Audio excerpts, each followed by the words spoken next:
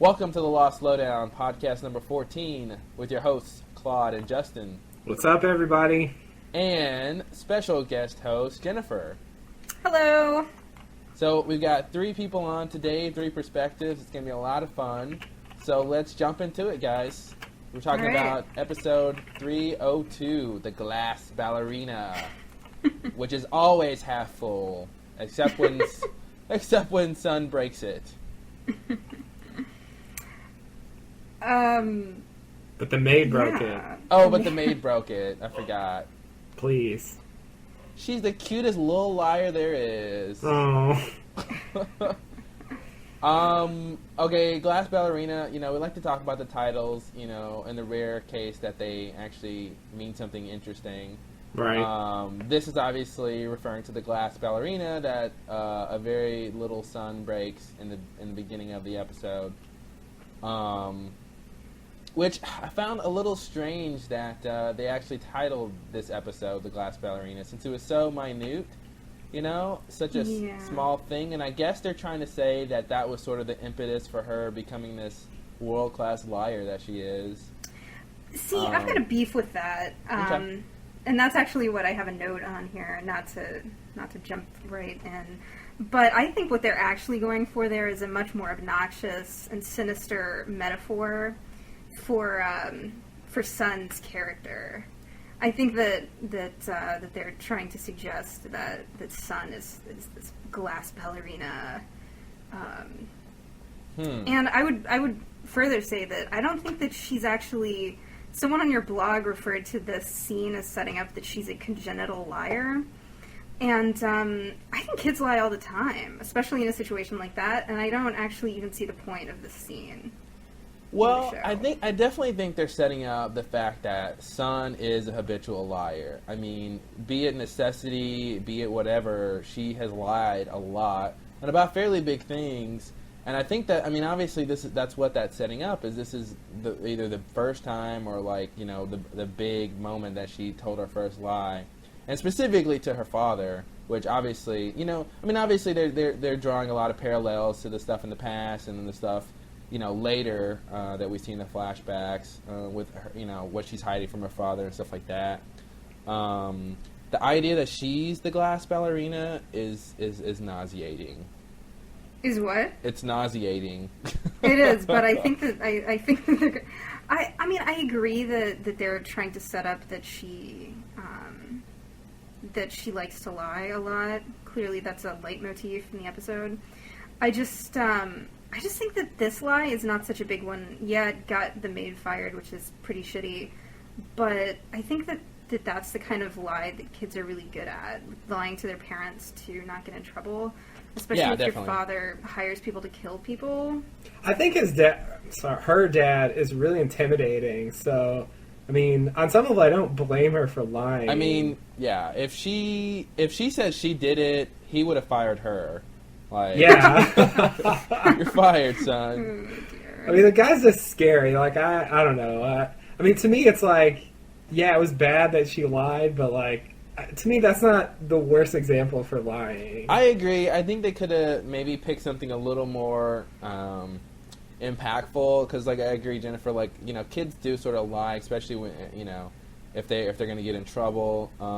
To me, it just shows she doesn't have a lot of foresight. She should have cleaned it up and hid it, why leave it broken? Kids are smarter than that, Well, But, anyway, he would have noticed that it was gone, but he would have noticed it was gone, but I agree though, that was really crappy. Just leave it there. Just leave it there. Yeah. Hope no one. I'm busy playing piano. I couldn't have broken anything. Right. Maybe she hoped that he would see it and think it just fell off of wherever it was sitting. I don't know. That's the other thing, is that if the maid broke it, the maid would have the maid totally taken it and that's true. hidden it, and she's the maid. She would have cleaned it up at least. So well, the thing that gets me is that she's so clearly lying. Would the father really fire the maid when it was obviously Sun? I don't know. I think he'd fire the maid to teach her a lesson. Yeah, exactly. Yeah, I guess, but I don't think she learned it. Apparently not. That's kind of the crux of the episode, I guess. Well, unfortunately, it is. Yeah. The crux of the bad parts of the episode. Yeah, there's a little more in the episode, luckily. So the next part, we see Jin and Sun and Saeed picking up from where we left off at the end of season 2 with them on the boat.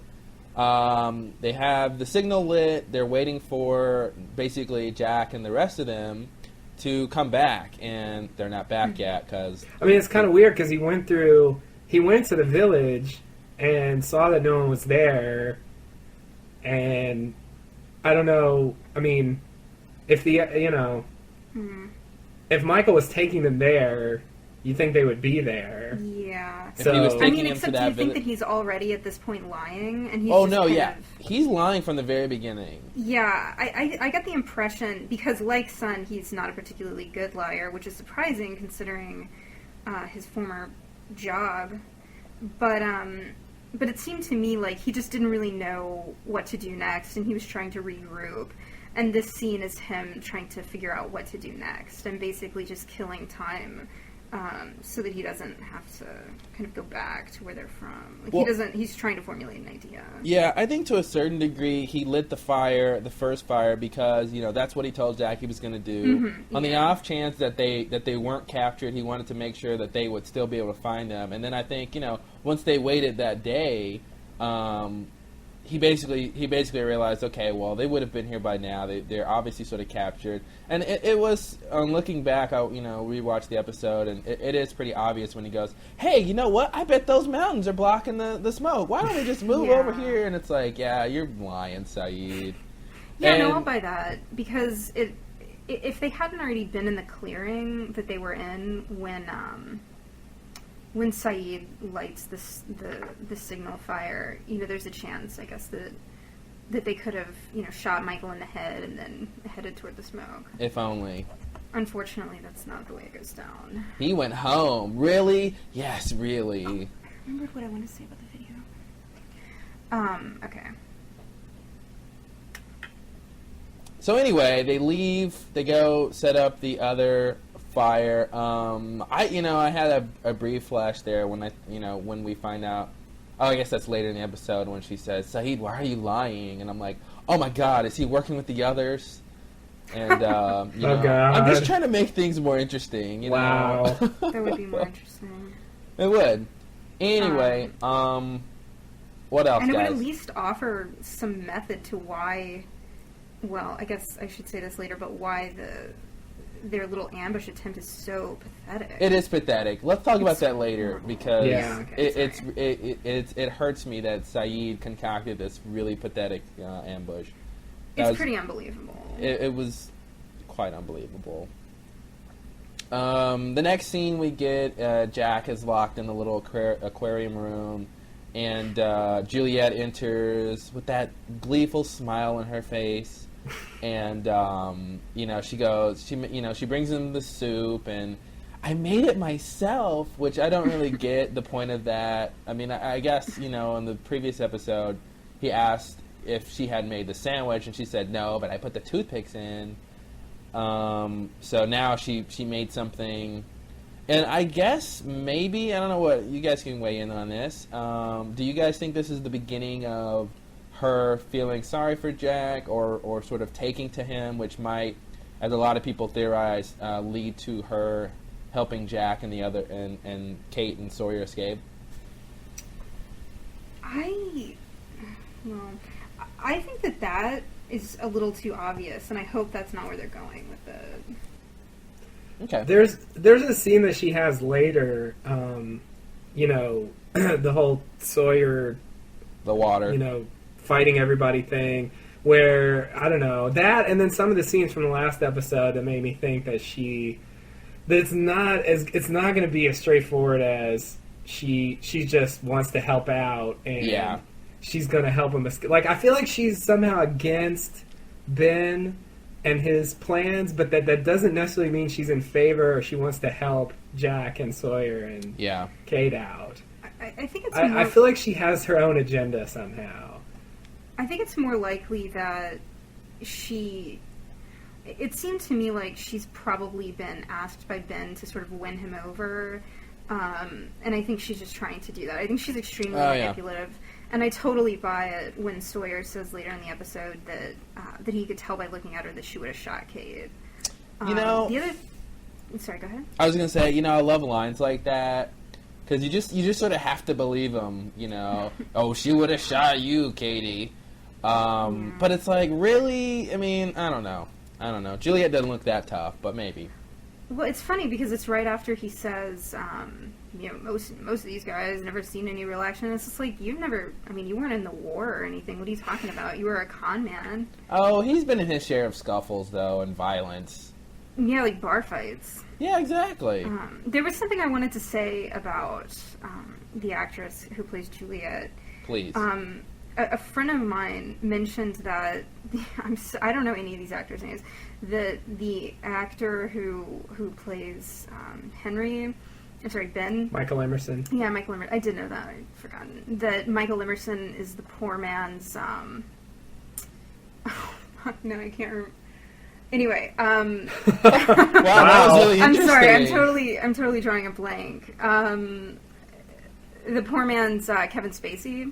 Oh. And watching this episode again, I guess on the third watching or something, I started to think that that she's kind of the poor man's Gwyneth Paltrow. She's got this thing that she does with her mouth that's she does. Really kind of mannered and obnoxious. But anyway, I think she's totally playing Jack. I'll buy that. Yeah, I think she's definitely consciously trying to win him over, just to screw him over.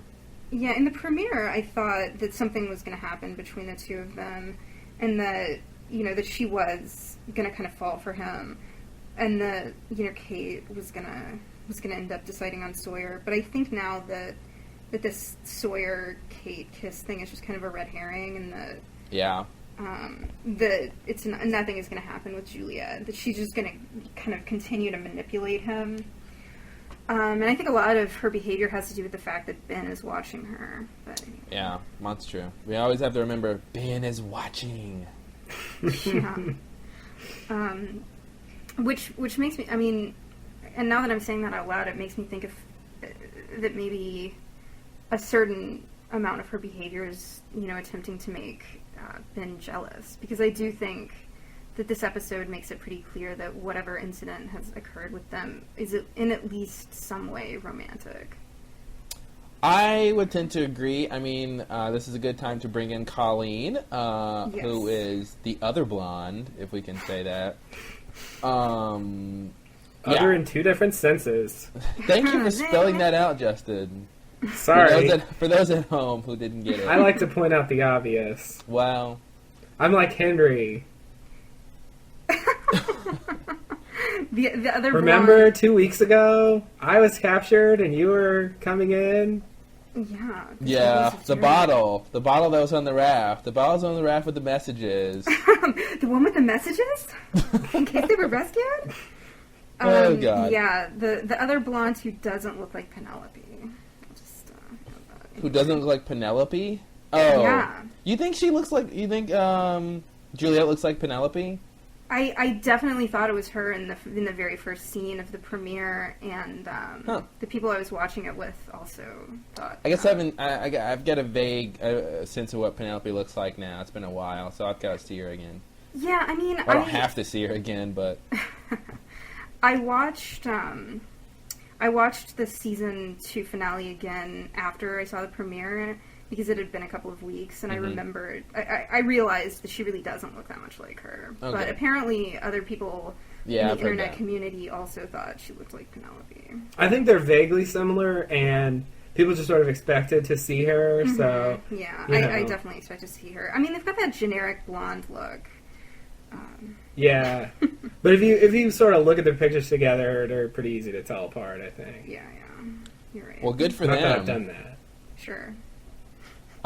So should we talk about Colleen real quick? Let's talk about what's going on with Ben, this love triangle. Ugh.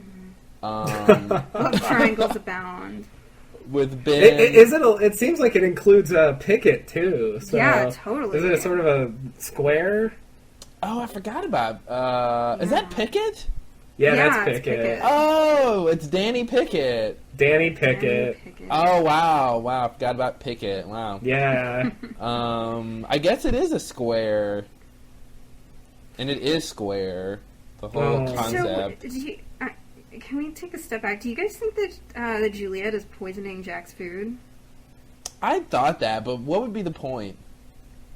I don't know, but he seems, well, he doesn't eat the soup or drink the water, but he does seem pretty drugged up even later in the episode. Maybe it's that he's delirious from being dehydrated. Yeah, I think he's just really low energy and really like despondent of in the situation, and and all he can really do in that cage is just pull on the chains anyway, and he's done that.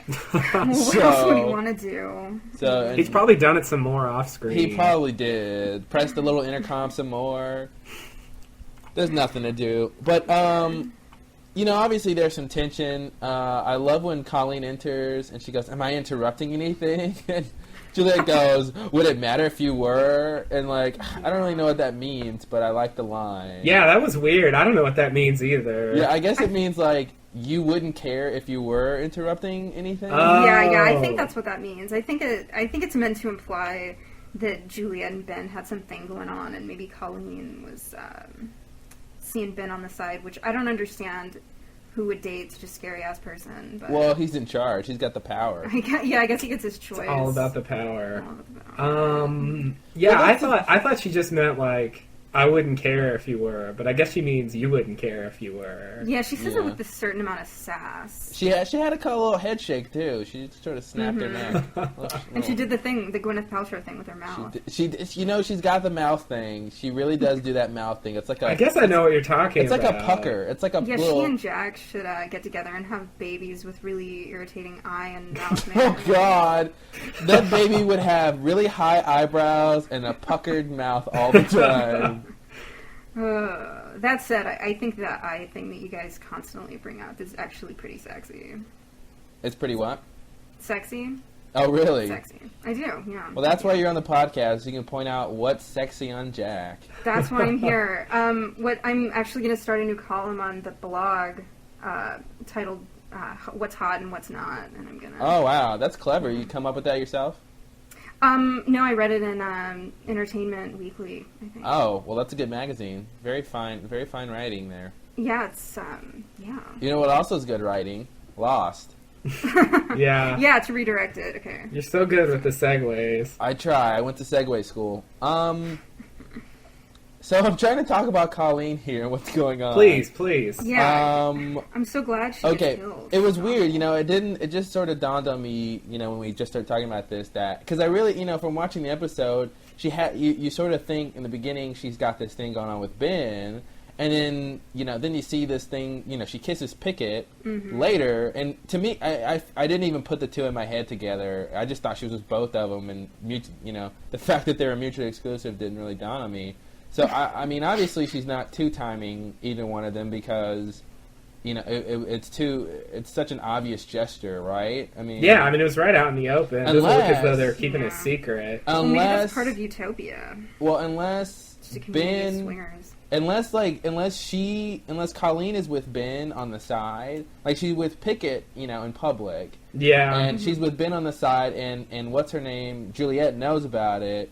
And so it's a secret between those three. Maybe that's the only way that could really work. Yeah, maybe. But I have a feeling we're gonna find out, and it's gonna be really underwhelming. Yeah, let's move on because we spent enough time talking. I want to talk about this scene though. Oh, let's talk about the scene because they say some. I want that boat. Yeah, right. Yeah, we're gonna be saying that forever. Give me that boat. I want that boat. I can't believe that... I mean, this is the obvious response, but I can't believe that they didn't know that they had this boat. I just can't believe which that. I guess means they don't know about Desmond. Yeah, I don't know, though. I don't know. Desmond didn't even know about the boat until, Well, What are you talking about? he knew he had a boat. He just didn't know it was still around. Right, but that's what I mean. Yeah. So, like, I feel like they could know about Desmond, but not know about the boat. Well, that's the thing. When he says they have a sailboat, I feel like they would have if they already knew about Desmond's boat. Like, if they knew about him and that he specifically came in a sailboat, I feel like, I mean, they didn't have. They obviously wouldn't have to, but I feel like they should have reference that, you know, oh, you mean the boat that the British guy came in, or, you know what I mean? Like, when they said sailboat, they were really surprised that there was a sailboat around. So I really feel like they at least don't know that Desmond came in a sailboat, which makes me think they don't know about Desmond, because they would obviously want to know how he got there, right? You know, I had always been wondering about what they were, you know, why they sort of let Desmond sit there for so long, because, you know, if they knew how dangerous the thing was, it seems like they would take an interest in making sure, you know, it's looked after.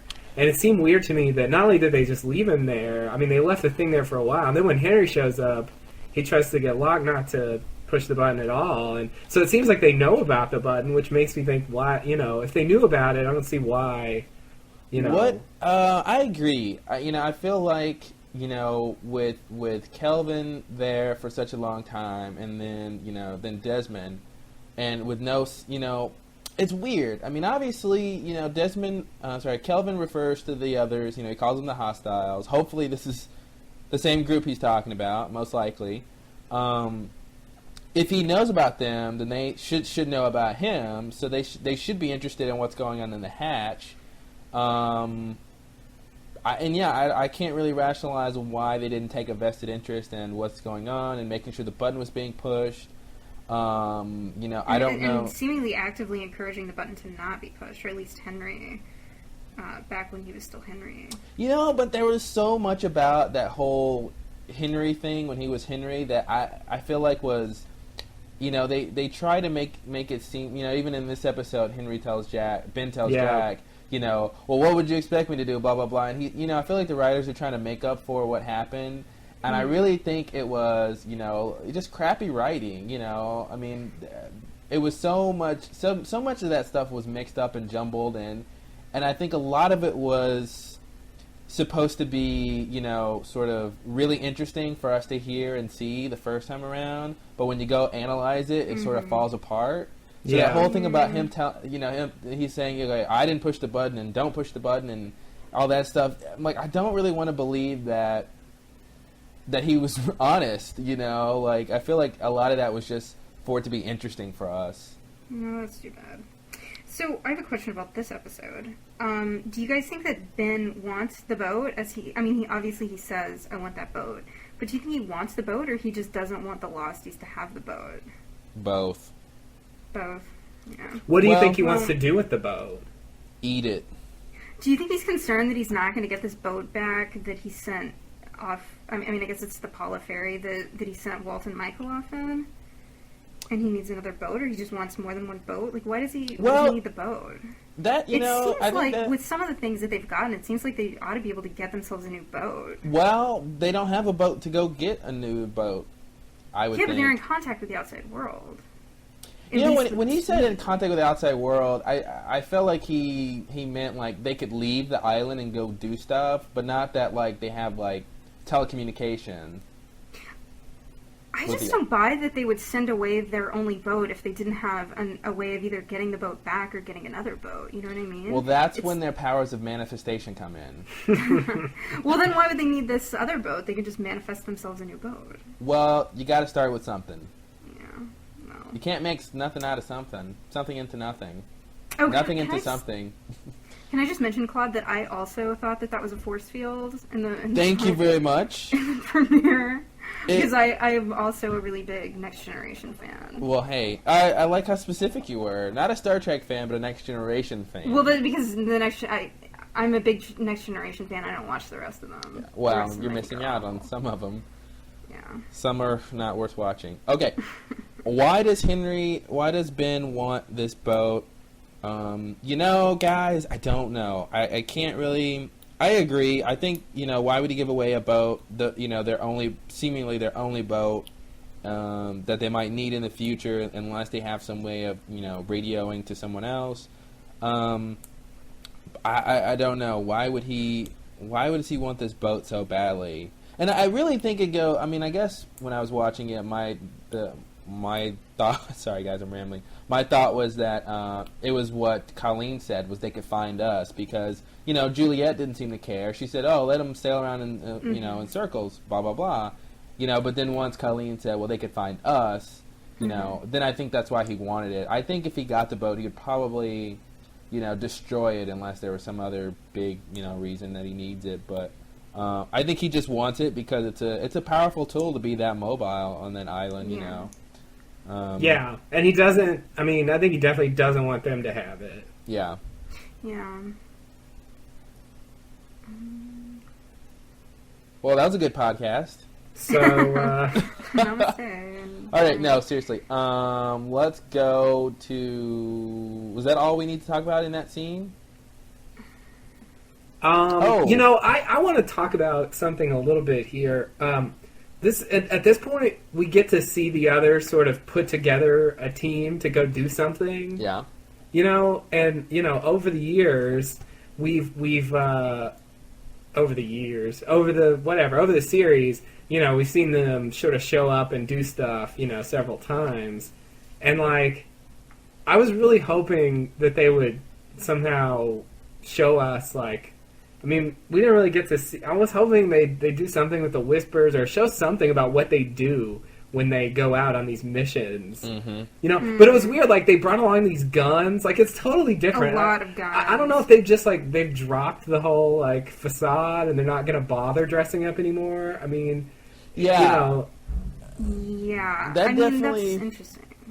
That definitely ties into, why the others are on the island. It ties into what Ben said about, the Iraqi found the FAMP, and which was okay, good. That's what we wanted him to do, which is weird. It seems like they were.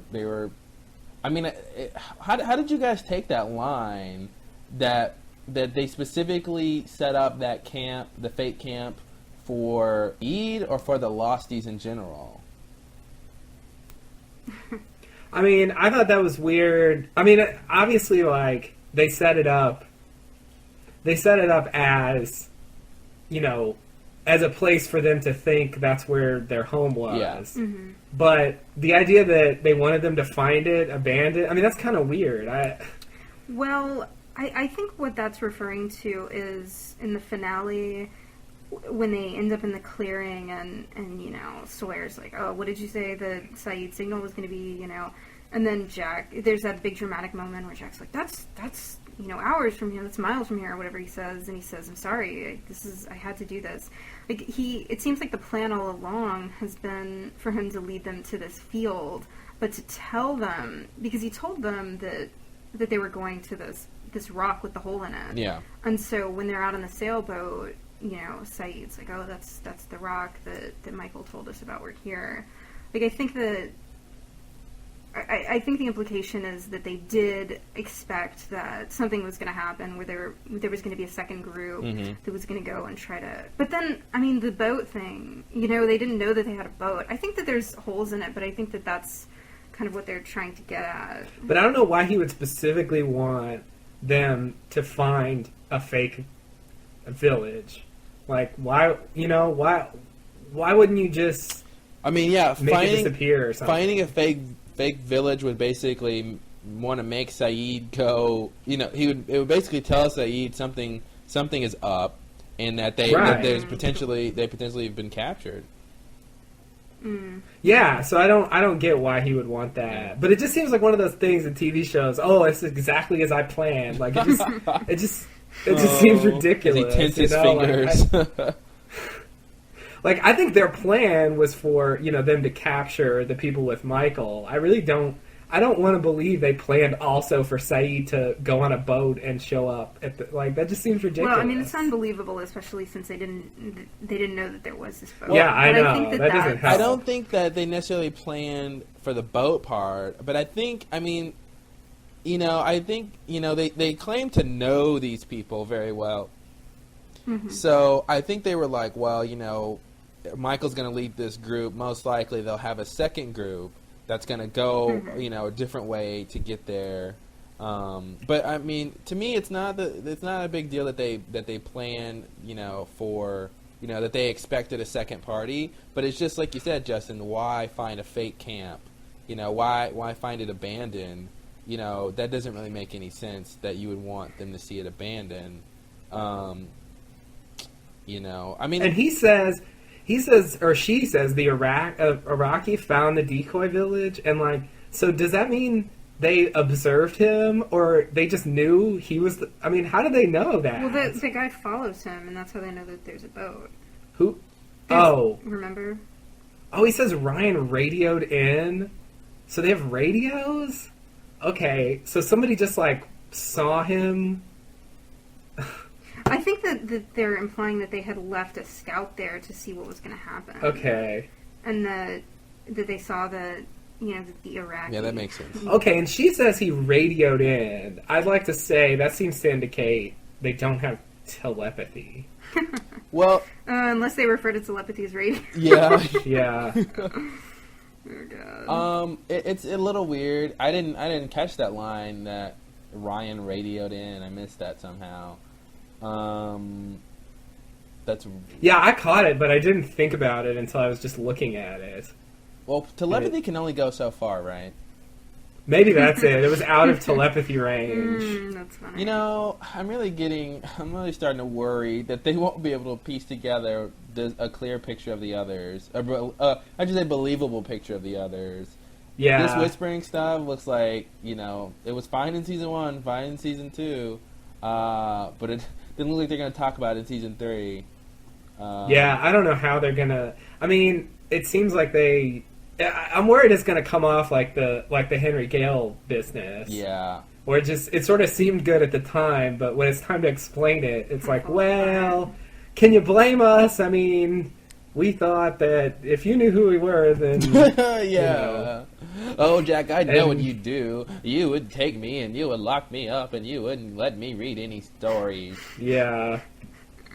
Yeah, it's all... Yeah. I mean, that's the thing. I don't blame him for lying, about the fact that he was another, but the whole taking Henry Gale's name business... They still haven't explained the Henry Gale... I really feel like they will. I feel like we're going to understand this Henry Gale thing.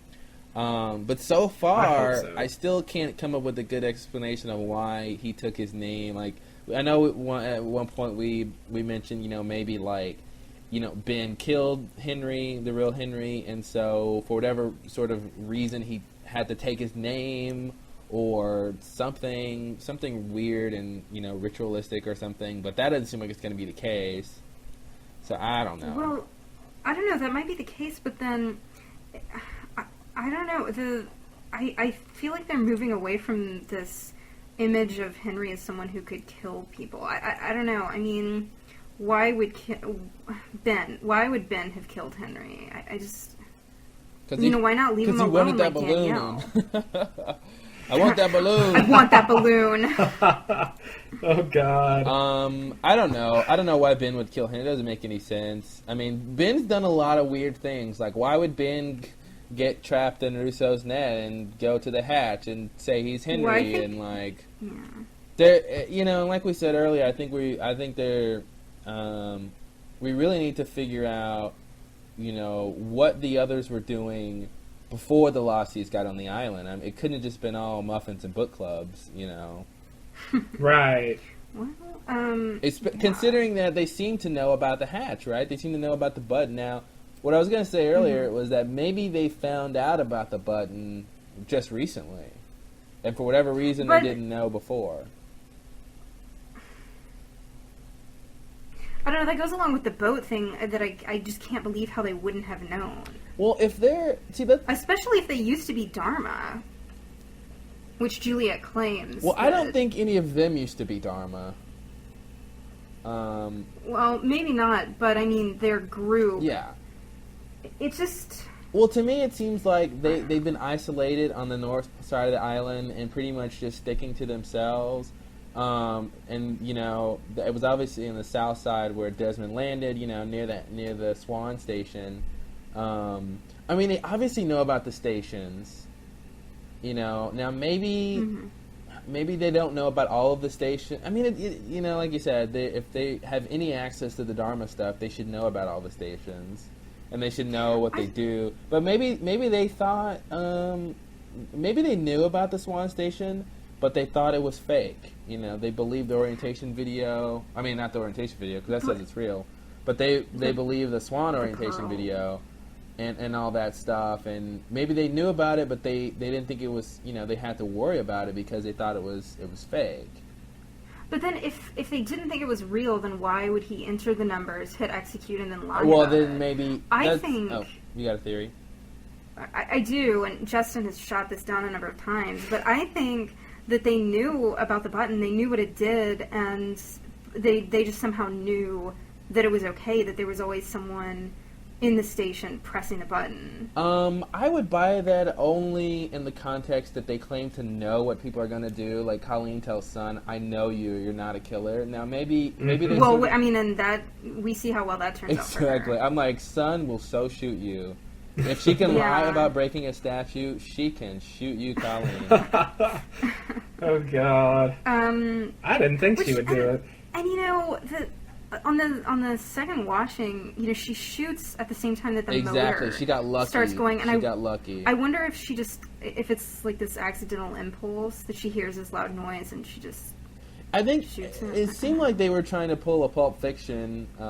Exactly, I was just going to say that. That's exactly what I mean. I guess that's a really good example of what I'm talking about. I think the boat sound happened a little it happened a little too simultaneously to the gunshot for me to really buy that. I mean, I do have to watch it again, but from what I remember, it was pretty much like right before the gun goes off, the boat starts up. So it didn't seem like she'd have time to register it for it to be a response to the boat starting. But to me, I thought she just got lucky, and the boat made the boat's engines masked the gun sound, which gave her a little bit more time to escape, into the little place where she gets out. Because if they would have heard the gunshot before, or maybe they did hear the gunshot. They do hear it. That guy sticks his head down there. Oh, but didn't Colleen, didn't she make noise when she died or something? I don't think so. I think she's pretty quiet. Oh. No, I think that I think that they want you to think that she was just holding the trigger really tight. She was really tense. Yeah, I agree. You know why? Because Sun's not a killer. It wasn't her fault. The boat scared her. She's also never been with another man. She hasn't. She promised. Even though she's had sex with other men, she's never been with them. Sun's just the one, and he doesn't count because now he's dead. I'm sure. Like somebody's gonna be, Sun, you said you never had sex with another man. Oh, is that what been with another man means? Oh yeah, I've done that. Oh, I've done that. Oh yeah. My English isn't good. My English isn't good. Boat. Oh God.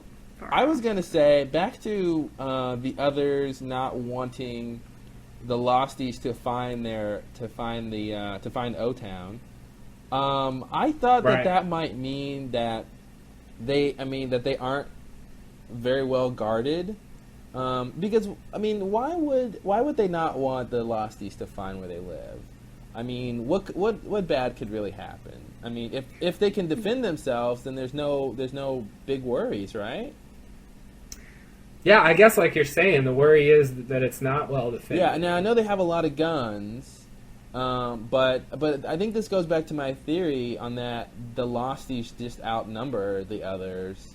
So far it seems like it's about even. It's just from the number of people that we've seen, and just sort of a little more estimates for people that would probably be there, but. I'm just wondering what's the big deal about them finding the location? I mean, obviously you don't want, your utopia found out, but in terms of like realistic real world concerns, I'm just wondering, and I was thinking, maybe they're not well guarded, or maybe they don't have a lot of people there, to me would be the biggest concern, so I don't know. I feel like they just don't want outsiders infiltrating their area for some reason. That they have some kind of insular society there that outsiders are not welcome in, and they just generally don't want anyone there that's not a part of. I'll buy that. I'll buy that. Yeah, but then why provoke? You know, why take people and why provoke interactions? Well, because they need help building whatever they're building. Right. Fair questions, all. I mean, we still don't know what they're doing, but I feel like, I mean, obviously they don't want them. They don't want them to find the village, and you know, once the plane crashes, Ben immediately goes into a mode of you got to go infiltrate and find out, you know. I feel like there's some reason why they're really worried about people sort of discovering them. I mean, I think in part it's that, you know, would you be scared of people who live in basically a suburb? I mean, the way that they live is not in any way scary. I think the idea that they're these savages living in huts and whispering in the woods and taking people, that's scary.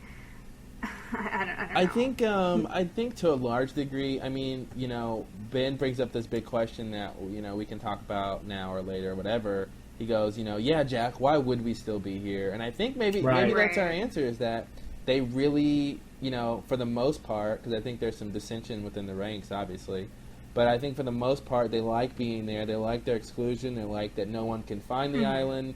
I mean, this is sort of the perfect place to have, you know, your own modern society, but, you know, cut off from the rest of the world. And so they don't want to lose that. You know, they apparently have the ability to get, you know, whatever they want from the outside world, but, you know, no one can just come to the island, you know, unless your plane crashes there, unless your boat crashes there.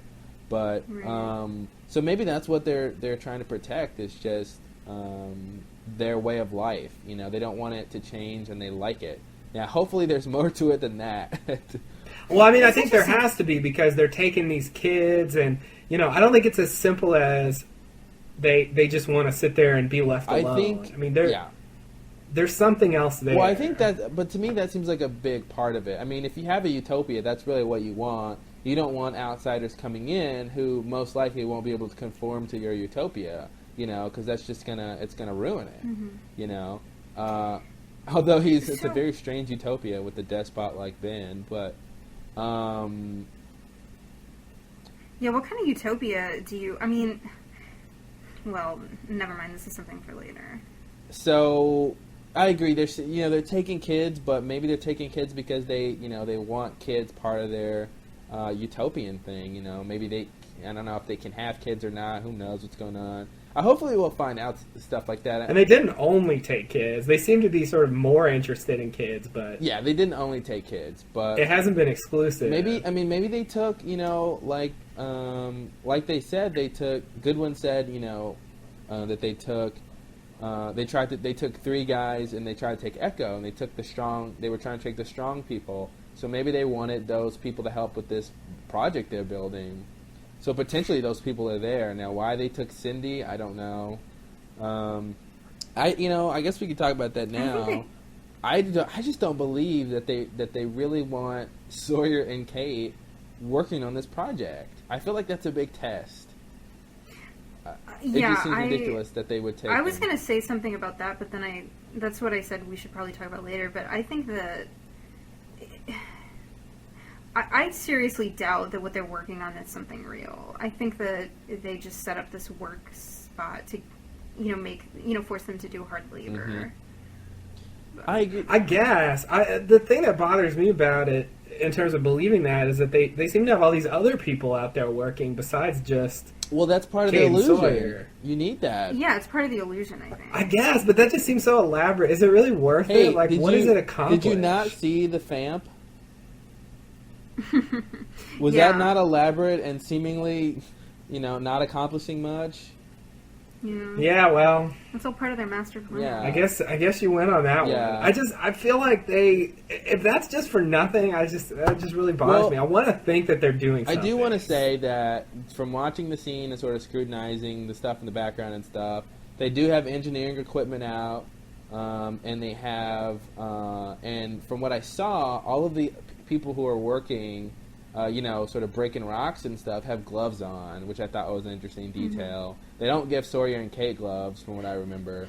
So, you know, I just don't... what my point is, I don't think they would take Sawyer and Kate just to make them work. That's just stupid. No, that's completely ridiculous. I think, yeah. Neither one of them is a particularly good worker. And this can't be what Ben... This can't be what Ben was referring to when he said the next 2 weeks are going to be unpleasant. You're going to be out there working in a dress, breaking rocks and... I feel like that was at least part of what he was referring to, sadly. It's not that unpleasant. And I don't understand. Why isn't Sawyer the one breaking rocks? Shouldn't he... I mean, he's got more brute force. Seems like he could break more rocks than she could. And she could but he can probably lift a heavier wheelbarrow. Yeah, but he's not... They're not moving the rock... They're not even moving those chunks that far. And she just can... It does seem like they could both be knocking away at the rocks, and then he could just every so often... Yeah, exactly. And to me, that's seems to go along with the idea they're being tested. It's like, you do these things... it's just like the test with the little food test in the cage, It's like, you do these things, and if you don't do it in the way I tell you, you get shocked. Shocked? Shocked. I really love that line because it's funny. That scene is really funny. It made me think that they're referencing something previous where someone on the show said something and people in the audience mistook it. I mean, I can't think of anything, but it was just so blatantly strange. It was like, you're gonna shoot us? No, shocked. Shocked. It was really funny. That scene, I think, there's another really funny thing in that scene. I guess I'm just thinking of when Sawyer asks Pickett if he's like, I got a question, boss. Yeah. No question. She got to ask a question.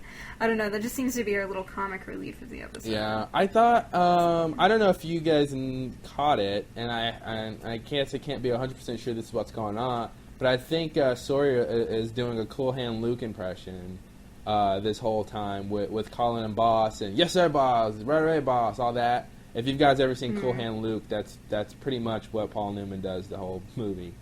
He's got that. I haven't seen it, but everyone I've seen talking about it has referred to it, so I assume that is what it's a reference to. I got the sense he was just falling into sort of a standard, just because he feels like he's a construction worker, and I felt like he just sort of fell into what he thought he should say. It's not construction worker so much as chain gang imprisonment. I think he's trying. I would totally buy that it's a Cool Hand Luke. I've never seen it. I know this egg scene from it that everybody talks about. But I saw cinematic genius. You haven't seen it. But I got the impression. I think it works, even if you don't know the reference. Oh, definitely. Where he seems like he's got this chain gang, and I think he thinks that he's going to piss off Pickett if he, acts exactly the way that, the good prisoner acts in the chain But little gang. does he know, that's what Pickett wants. He's going to make Pickett's day. Yeah. So I have a question for, I guess, Claude, or any of your blogging listeners who spend more time on the internet than I do.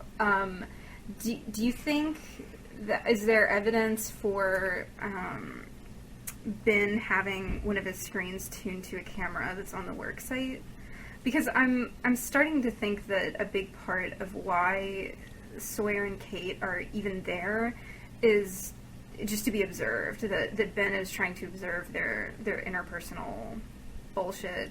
And I'm wondering if he's watching the construction site, if that's one of the things. I don't think he's watching the construction site, because I think all of those cameras are basically, to me, that seems like the control room for, whatever Dharma scientist was in there watching, watching the animals.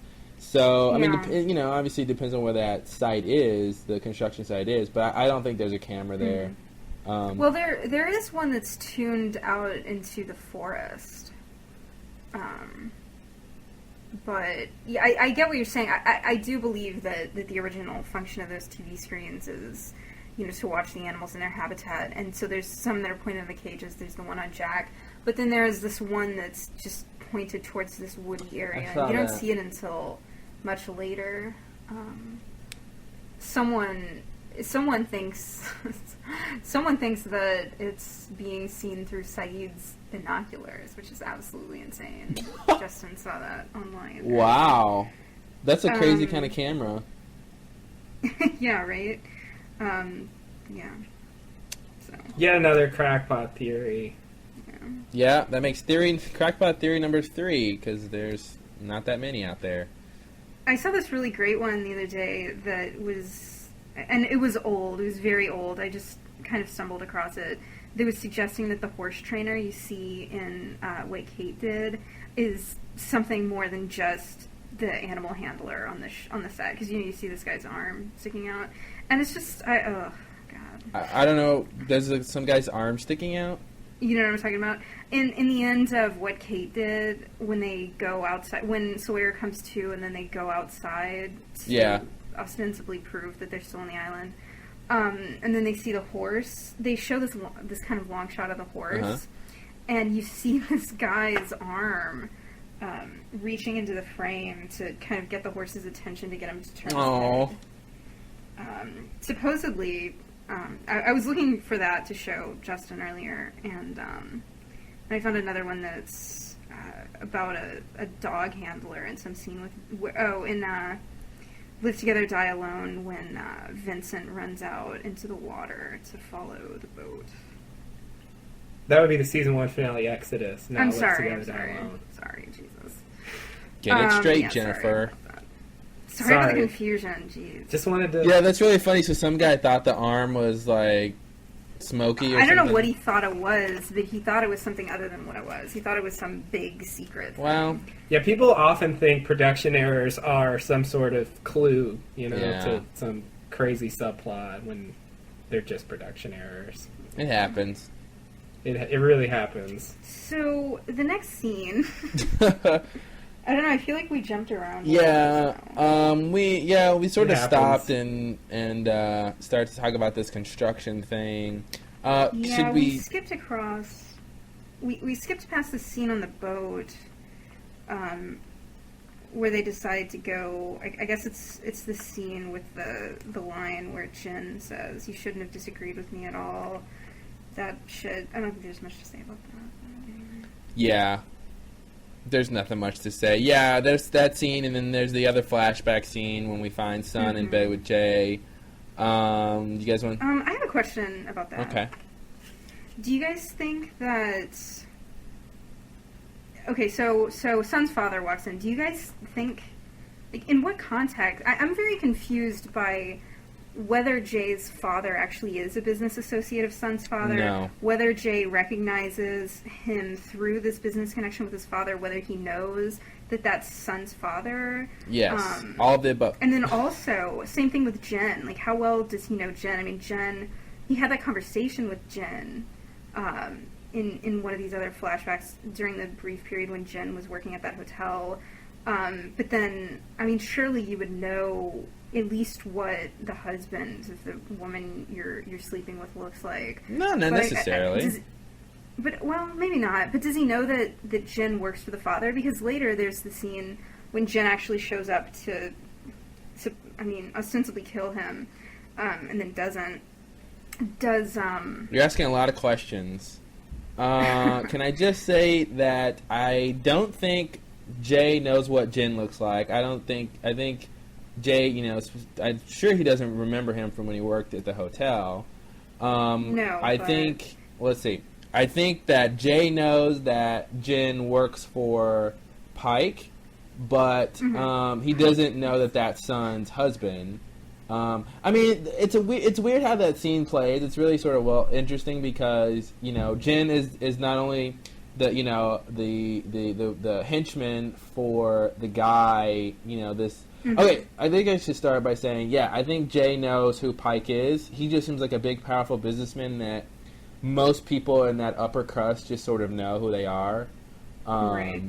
Now, I think there is an off chance, but I don't really think that maybe they met when Sun was being fixed up with him. Maybe. It's very slight 0.02% chance. But, I mean, I think in that episode they actually mentioned that it was his doing through Sun's mother. Yeah, but to set him up with it, I got the impression from that line that was just the pressure the pressure to get married.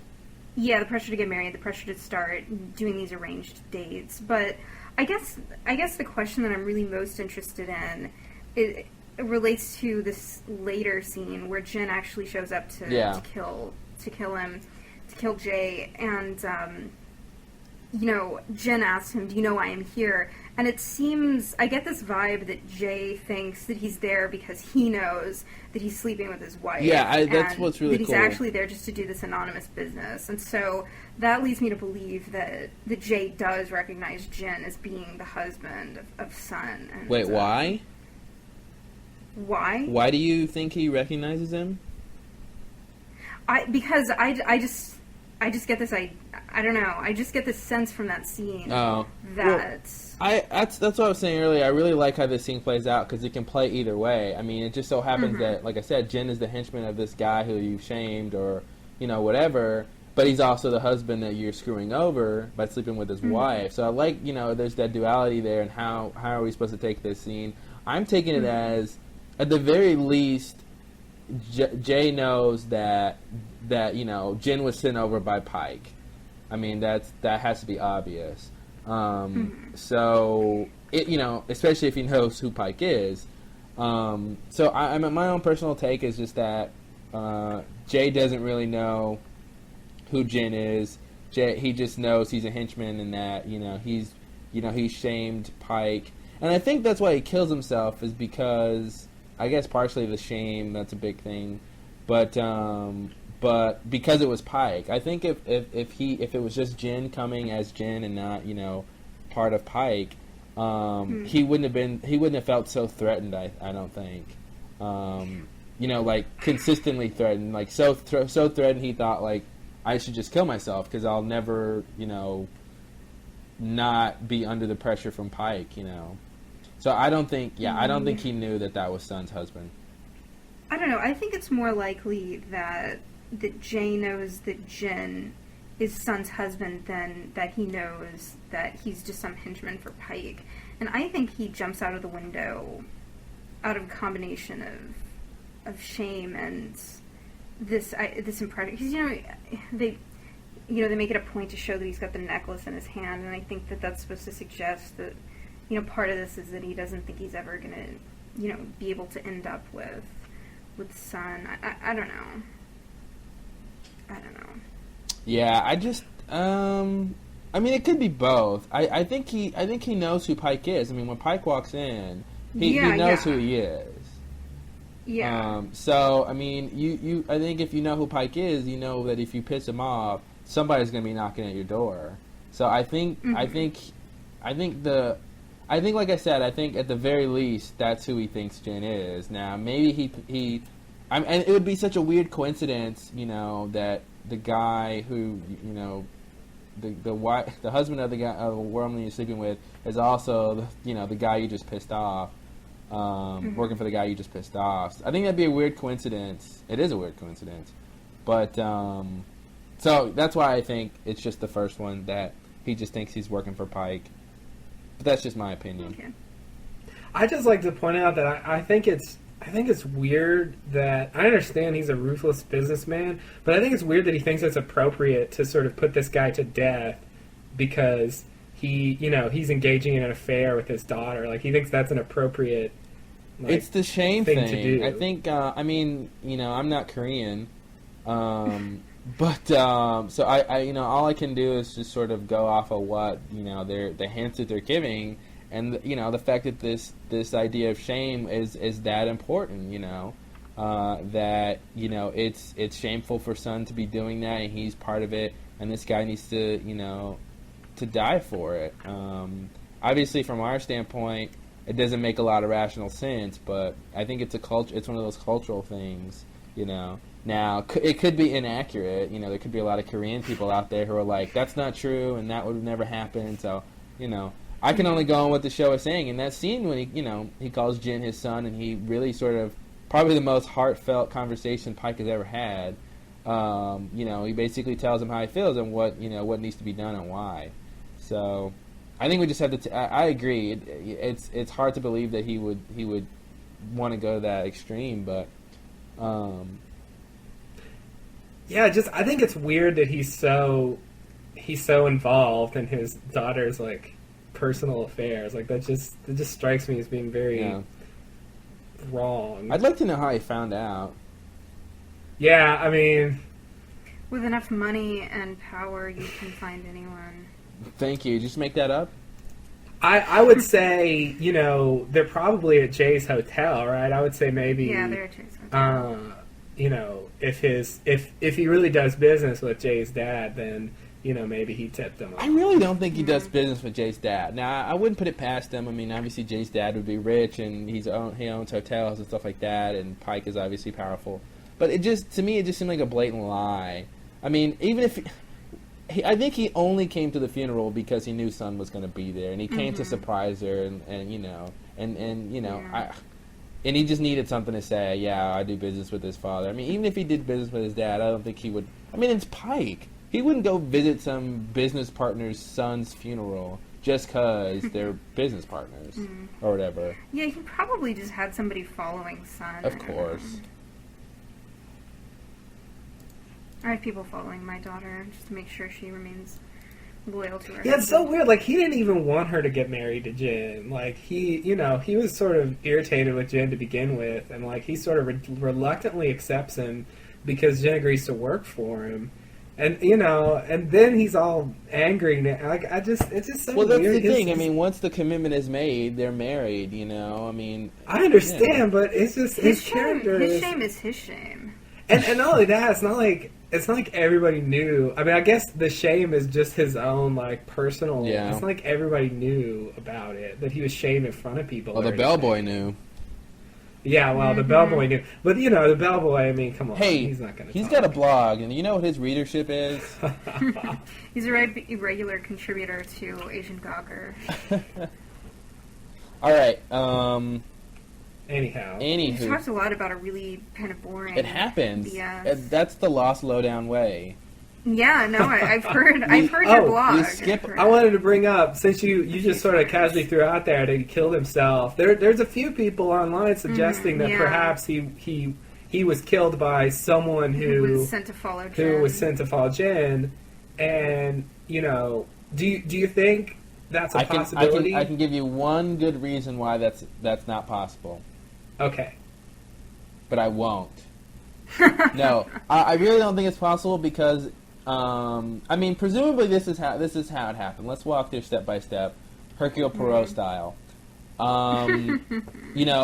Jay, Jin comes in, scares Jay to death, and then Jin leaves, and Jay, regroups and calms himself down, and he's thinking about what's happening. He goes over to the case that has the necklace in it, and he picks it up and probably fondles it. Now, this is the point where it's going to split. Either someone at this point walks in and strangles him or whatever, or grabs him and then throws him off the balcony, or he jumps himself. I don't think it's the first one because why would he still have the necklace in his hand? I feel like if someone came in, well, I mean, obviously it doesn't have to be this way, but if someone came in, I feel like he would have dropped the necklace, from, the scuffle of getting thrown off. I think he wouldn't have still had it in his hand.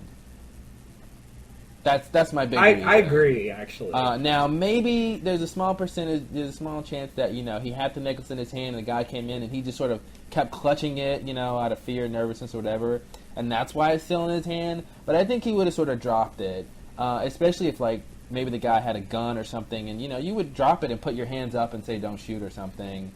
So I think the necklace, to me, really means that, he had it in his hand and he was, he was dying with honor and dignity and shame. Wow, nice combination. Yeah. Honor, dignity, and shame. That's great. A healthy brew. I wonder if Pike, and I think he jumped, but now that I'm thinking about it, I wonder if Pike really believed Jin when he said that he wasn't going to do it, and so he sent someone else. I mean, I'd like to point out that Jin just doesn't have follow-through when it comes to these jobs. He's just not a killer. I think somehow.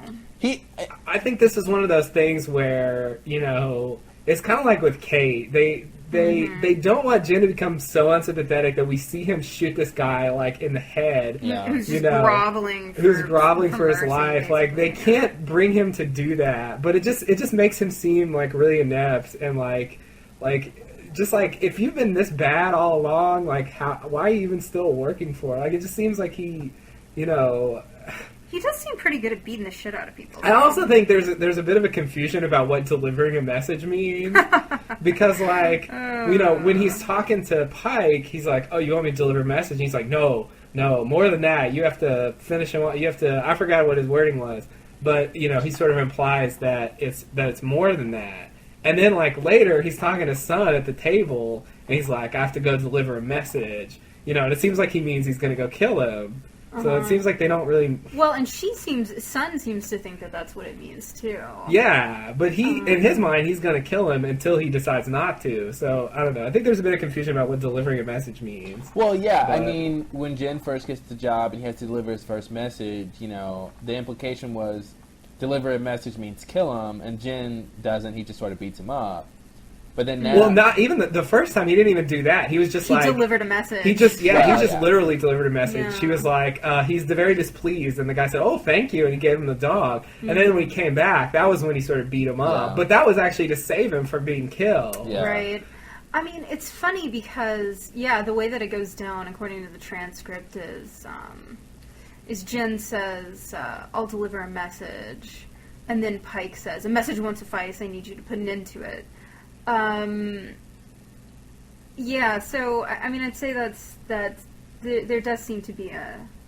It seems like a perhaps writing there needs thing. to be a message about delivering a message. It seems like a writing thing. They just, they fumbled a little bit, because they want to be able to use that deliver a message thing, but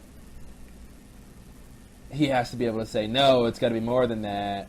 Although, if they just stick with message being murder... then everybody's fine. I don't know. That's a weird thing. I think it's just a bad writing thing. I mean, obviously. So let's talk about. Do we want to withdraw from Sun and Jin's sordid history? Please. Oh, so about the next what? Scene is, what is there to talk about with him? Is about the dog. Them coming upon the dog.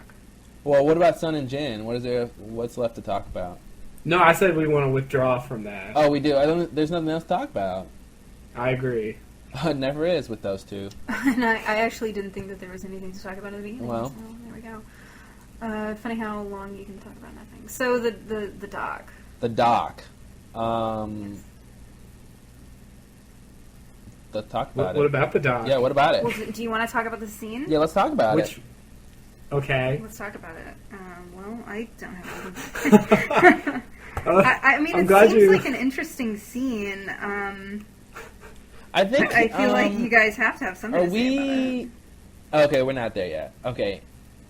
Well, there's not much to talk about in this scene. We've kind of been jumping around a bit, so... We've been okay. I mean, they find the dog. I love how Saeed says, well, whoever it is, whoever built it is not here now. And I marked that line. I'm like, Saeed, why would you say that? And then, of course, we learn later he was just lying about the whole thing.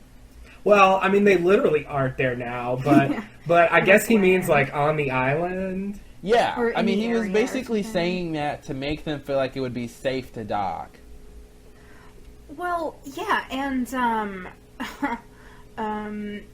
Jin has picked up the word safe among his many and varied vocabulary, and he says, safe? And Saeed, in the worst lie ever, committed to celluloid or whatever, he says, yes, Jin, of course it's safe. And it's the worst, like, most pathetic. It would never work on native speakers. Because it's so unconvincing. I believed it. You did? You believed that he... I didn't know he was lying. I mean, I thought... He just really seems like he's lying. Well, like I said earlier, upon further review, it's pretty obvious that he's lying. But what I just... I love Saeed. I just believed anything he says. So, You know, I actually believed it. And he doesn't have a history of lying, you know, and so, unlike some people. Born to and to what lie. would you know of lying? That we line is also gotta pretty- talk about that. But yeah, I didn't know he was lying. I believed him. Okay. Alright. But yeah, that line when Sun. Oh, can I just say, I know in the last podcast when we saw the Next on Lost and we saw the promo for this episode, and Sun says, "What do you want me to do?" And like it really made me think that there was some big mission Sun was gonna do. Yeah, that they'd gone back to the beach and like regrouped. Yeah. Yeah. Wow, I thought that about didn't happen at all. No, but that's kind of how I thought it went down too. That he'd gone back, and I think it has to do with that line. I'm fairly certain our friends have been captured. It's just, Exactly, and then it seems like they cut that with "What do you want me to do?" Like, God. Yeah, and it also seems like a really odd line to only be saying to Jin and Sun. I don't know, maybe not, but Oh, it is. Yeah, I agree. Like, I mean, obviously they make it work, but yeah, you hear that line and you sort of expect that he's delivering news to other people. Yeah, and when I watched this episode, it makes sense. You know, why would they go back to the beach just to leave to come back to the last vicinity? I mean, it makes sense. Well, but... they don't have radios. Or telepathy. Or You know, the line about the dock decaying, like, I have expected him to say, well, the dock's decaying, and by the look of this wood, it's been decaying approximately 17 years. Oh, God, yeah. By the jacket that Doc is wearing, I would say it's about... yeah, I did. You know, I sort of expected him to say something about specifically how long it's been, but... Oh God, this whole thing. So everybody's such a good judge of age. The way that he delivers. Sorry, I going back to. I wasn't paying attention to what you were just saying. Good. So, what you were talking about before, the way that he delivers all the lines in this scene is just so unconvincing. Yeah. Let's bring the boat in. Well, tie it to the dock and build a fire on the beach. The visibility's excellent. And then he looks over at them and he says, Jack will be able to see us for miles around. Well, that's the thing. Like, is it what he says that lets you know he's lying, or just how he says it? No, I mean it's both. Okay. Well, I mean, because I bought it because it makes sense. I mean, it was a sort of realistic plan. Like, we'll dock here and we'll build a fire. I mean, that's what he said earlier, that they were going to build a fire once they got a little further north, but on the side of the mountain. Yeah. So But then when you watched it the second time, didn't you think it seemed? Yeah, but I was biased because I knew he was lying. So it's hard to tell. But true. I think to a certain extent he was acting. I think he was sort of specifically acting like he was lying. Naveen Andrews. So that for the more keen people out there would pick up on what he's doing. Like you. So. I think he could have probably delivered it more convincingly if he wanted to, or if the director wanted him to. But they probably played it on that sort of middle ground note like that on purpose. But yeah, that line that he tells Son, like, and what would you know about lying, Son? It's a very strange thing, and it just like they always do that. Like somebody calls someone on something, and they always deflect it with some sort of circular comment. And it's like, well, first of all, Sun would know a lot about lying because she lies a lot, and you know that. And everyone knows. You know that. That's why you said that. I mean, the only reason you said that because you know she lies a lot. So your comment makes no sense because you know she lies. So she knows a lot about lying. So answer the question, Saeed. Why are you lying? I hated that comment. Why are you lying? Yeah. I really hope they don't ruin What if he's Saeed another? this What if season. he's not? I know. It's one of those lines. But, okay. Anyway, the next scene. No. Yeah, the next scene is this. Alex. Yes, Sawyer and Kate are still working, breaking the rocks. Why would you need to break? Even if you're building something, why do you need to break rocks? Especially when you could just get them from the outside world. I mean. That's part of why I feel like this is all a setup, because breaking rocks is the quintessential thing to make prisoners exactly do. And it's like if you need to excavate a site, like for whatever reason, for your building, maybe you need to do a specific type of foundation or something, whatever, But you don't need to break the rocks, you know? If you need to move rocks, that's one thing, you know, clear the area. But why would you be breaking rocks? I thought you would break them because they're too big. They're too big to haul away altogether. Yeah, or they're partially buried, I guess. You had to break them. I mean, there are reasons to break rocks, but I just don't think that was a... Well, I guess. You don't know anything about masonry, Claude. Anything about what? Masonry. About who? Masonry. I was a Freemason. Oh yeah? Did you murder anyone? No, not officially. But I did deliver a lot of messages. Oh, good one. Okay. Alright, so this is when Alex comes, and I'm actually starting to get tired of Alex. I want to slap her. Really? Yeah, because she just traipses in whenever she wants. She doesn't tell us anything big. She just gives us these little details and these veiled comments. Mm-hmm. And, ooh, the dress looks better on you. It's like, shut up, Alex. Tell us something good or don't even show up at all. Yeah. I feel like Kate should have recognized Alex. I mean, if I had a close encounter with another, I feel like I would have at least recognized her voice, since she seems to be one of the few female others that has been involved in these kind of things outside of actually. Yeah, I think to a certain extent she should have recognized her, but I think she recognizes her anyway because Kate's another. So.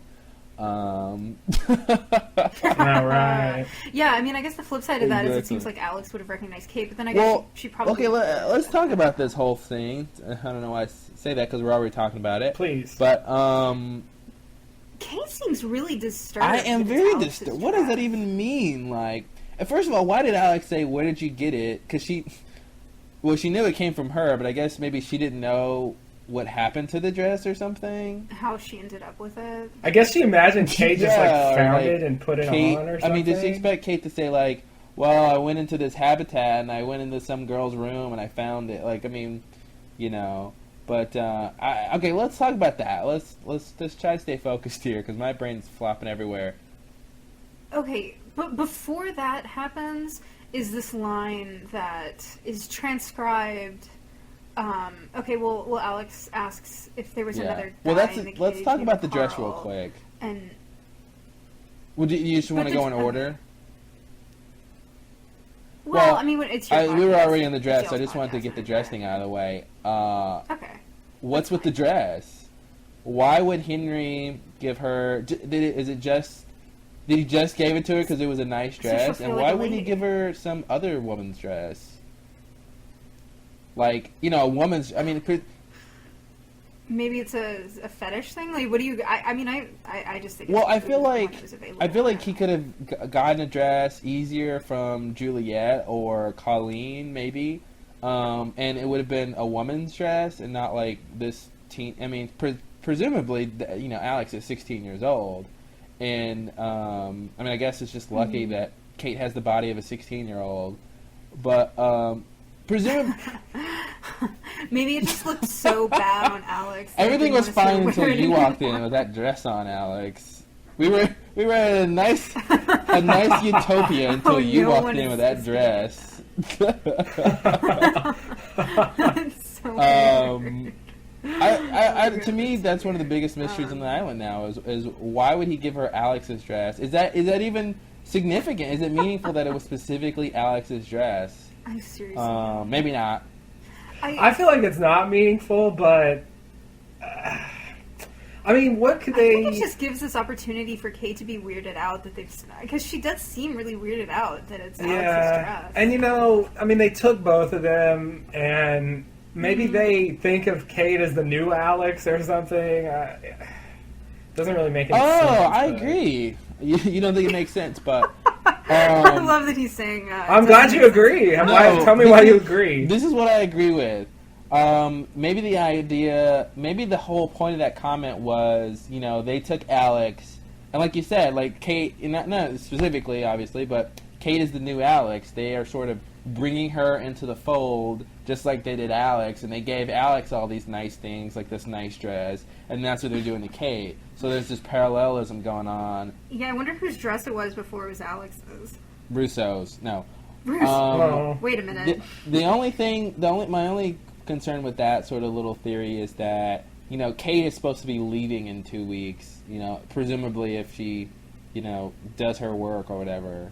Maybe things are just going to get better for her in 2 weeks. Yeah, she'll have to stay there, but it won't be so unpleasant. It won't be. Yeah, I don't know. Maybe the estimate on time was that it would take 2 weeks to break up all those rocks. Well, it's a lot of rocks. Well, yeah. Especially after you break them up. I personally, I think that the fact that the dress is Alex's was just kind of a little writing thing that they thought would be interesting. Maybe Alex is lying. The episode of Liars. It is. The Glass Ballerina. Yeah, maybe she's the Glass Ballerina, because everybody knows that Glass Ballerinas are inherently liars. They are. Because no ballerina is made of glass. Well, okay.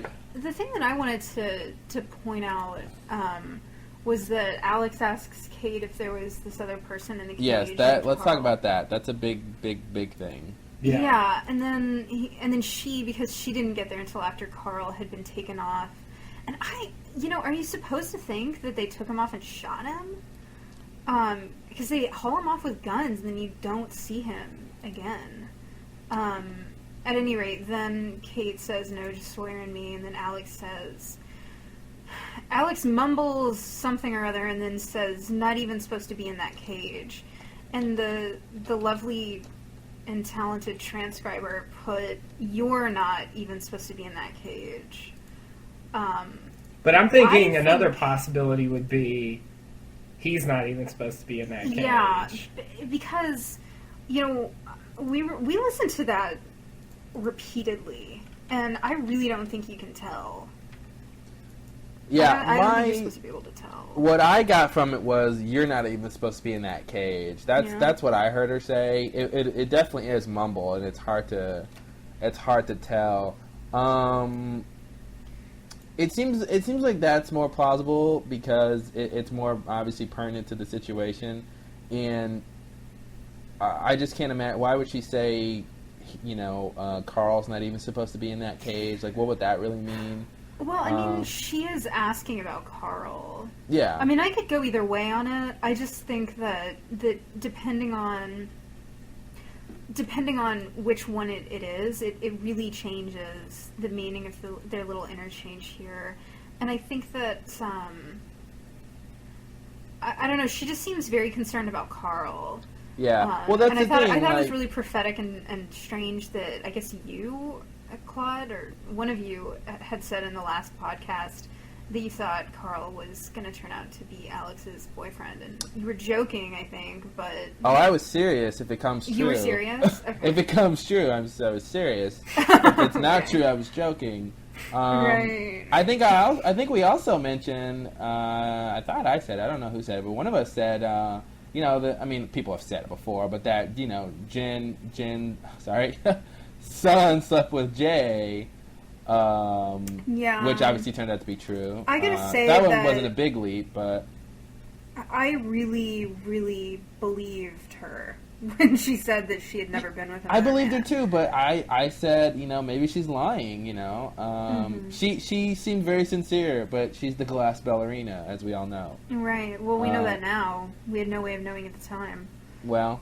I think that I was totally duped by a combination of her seeming really sincere when she said that, and also these other medical powers that the island seems to have. Yeah, I didn't buy that.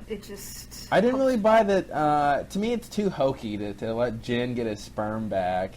It's just this little hokey for me. And the fact that the island is very discriminating on who it helps and what it does, I mean, presumably, Locke and Rose are the only ones who've sort of been healed. Mm-hmm. Like we've said before, Sawyer's vision hasn't gotten any better. People who, have been sick and injured didn't really asthma, Shannon's asthma. Yeah, Shannon has asthma, all that stuff. Like, there's a lot of things that the island did not heal, and I don't think it would care about Jin and his little swimmers. But I want to go back to the... this whole line, you're not even supposed to be in that cage. I mean, I still think it follows if Alex is saying you're not supposed to be in that cage, even though she's thinking about Carl, because she says, you know, did you see a guy named Carl about my age? And Kate says, no, just Sawyer and me. And the fact that, I mean, if Alex is saying you're not supposed to be in that cage, you know, obviously means that, you know, Carl was in that cage, and then they put you in that cage, and you weren't even supposed to be there.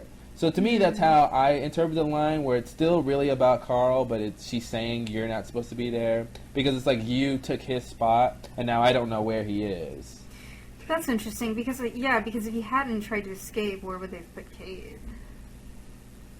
Would they have taken Carl out and put her in there? I don't know. That's the whole. I mean, I guess that's the mystery with that line. You know, you're not supposed to be in that cage. It's like, well, where was she supposed to be? I mean, presumably her and Sawyer were going to work together on this thing. Yeah, I can't imagine. And the whole thing with Carl escaping, like, I still barely believe that was real. Like, you know, not planned, but I guess it was. You know, wasn't planned. I do want to say that we know Henry has this access to the control room with all the cameras, and you know there is a camera on the cage Carl was in. Mm-hmm. So and now I know Carl's back was turned the whole time when he was sort of fashioning that little thing to help him escape. So I guess that's why his back was turned. But presumably, you know, if someone was watching, they would have been interested in what he was doing, and maybe that's why they were sort of ready for him, kind of. I mean, they caught him pretty quickly. Yeah. But I just wanted to mention that. I thought... I'm sorry, go ahead.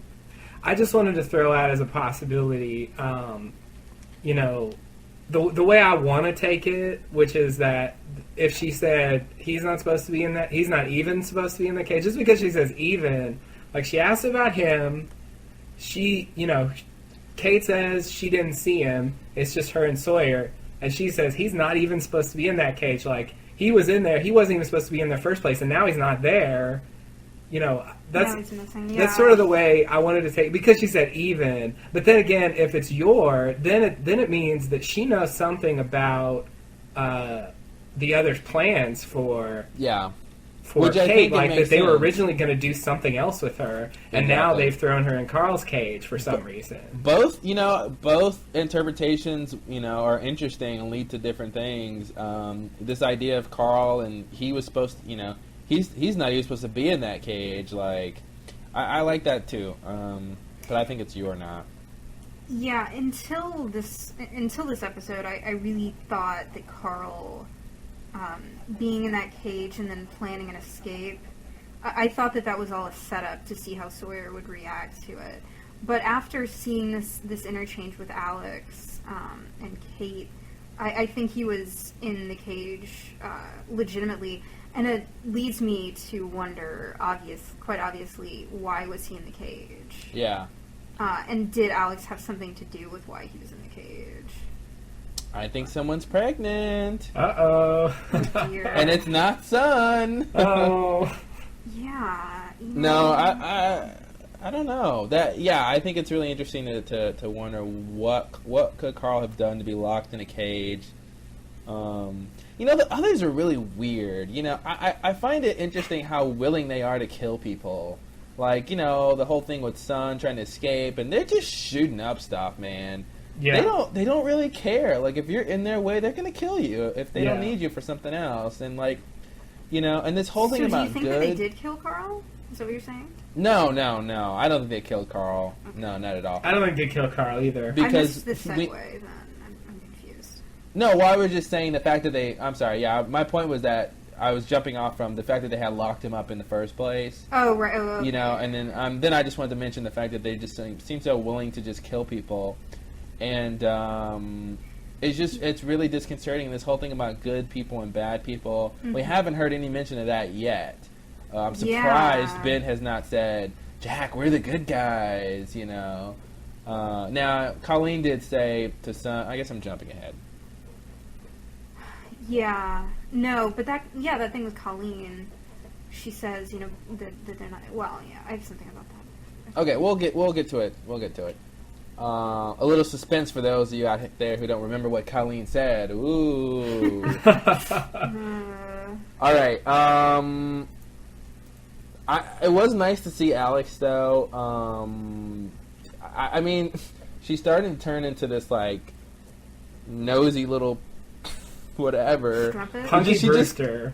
She's Punky. She's Punky Brewster. That's perfect. Wow, I'm so calling her Punky forever. Well, Justin claims that the actress is 18, but she looks so much older than 16. She looks like 23, like 24 to me. Yeah. Acting ages a person. That's funny because the opposite is ordinarily true, that they get people who are in their mid-20s to play high school students. Yeah. Oh, wait, is that what you meant? I'm confused. It doesn't matter. She just looks really old, but that doesn't have anything to do with it. You know who else looks old?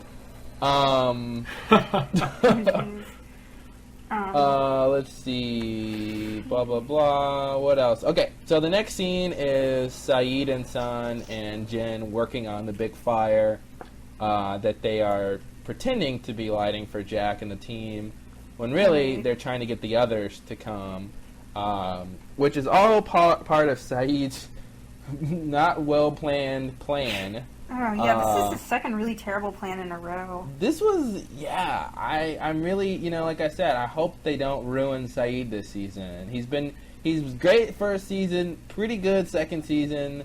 I just hope they don't ruin him. Because this was really bad. Like, it was awful. To plan something around people that you know are sneaky, and to be like fixed on one location. Like, okay, guys, this is the Jen. Look, okay, put your binoculars right here. Okay, this is the only place the others can come. Okay, they're gonna come right here. If they really thought that they were gonna show up for the boat, then they should have been on the boat. Well, they didn't think they were going to show up for the boat. They thought they were going to show up in general. But if they show up and they see the fire and then they see the boat, don't you think they're going to go to the boat, which is what they do? I guess because they want the boat. But well, and that's the other thing I wanted to mention was that apparently the dock is really long. Sun makes that comment. Why would they have a dock way out here? And I guess she was meaning that the fact that the dock was really long. No, I think she meant because the dock appears to be in the middle of nowhere. But what's her reference point? I mean, even her home is in the middle of nowhere. I assume that she means compared to the Fadge. Oh, is that what she means, way out here? Okay. I think so, and the fact that there just doesn't seem to be anything around the dock. It's a weird line. But, yeah, it's weird. I thought she meant because it was so long, and then I was thinking, wow, does that mean like the ferry, like the whatever the ferry is really big or something, or like, I don't know. So you don't think that the boat that Michael and Walt escape in is the... I don't. To me, that thing... Well, I mean, it could be. I would just imagine, when you picture a ferry, you picture something a little bit bigger to carry more people at a time. But when I think of a ferry, I think of something that can hold cars. Ferries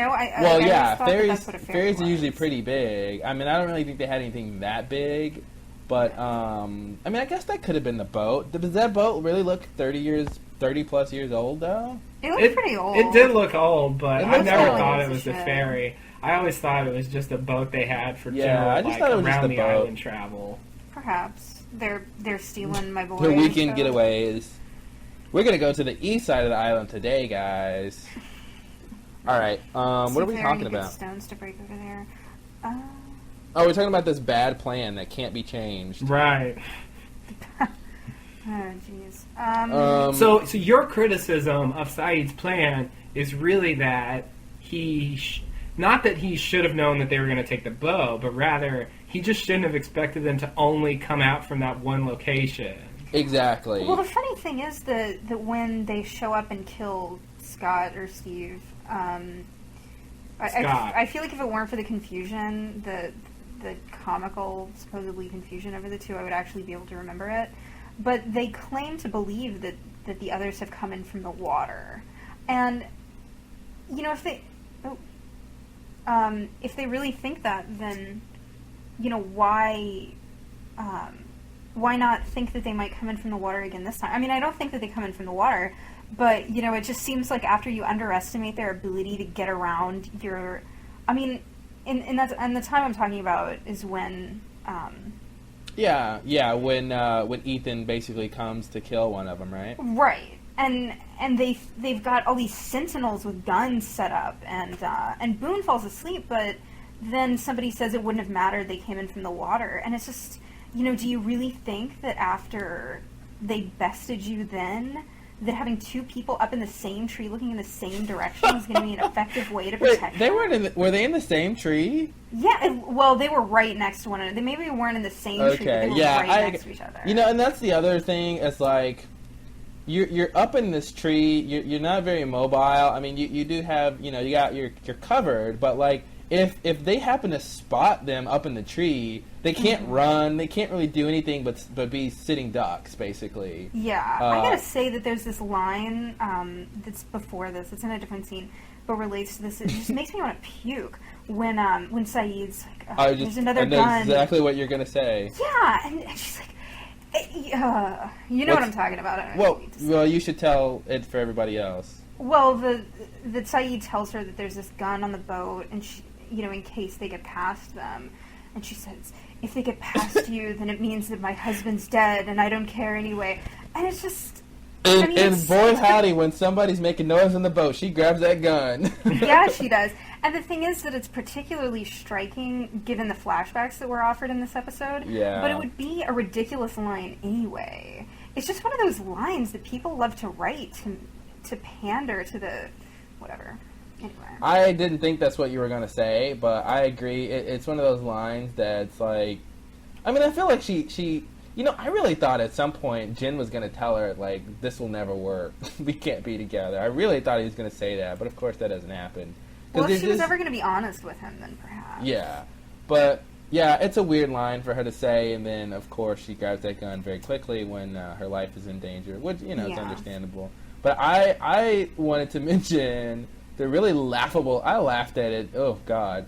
Oh, so that was not what you thought it was going to say? No. The line when Saeed's like, okay, they're going to come in, I'm going to kill all but two of them. And then I'm going to... I'm just like, Saeed, you're going to single-handedly take on, like...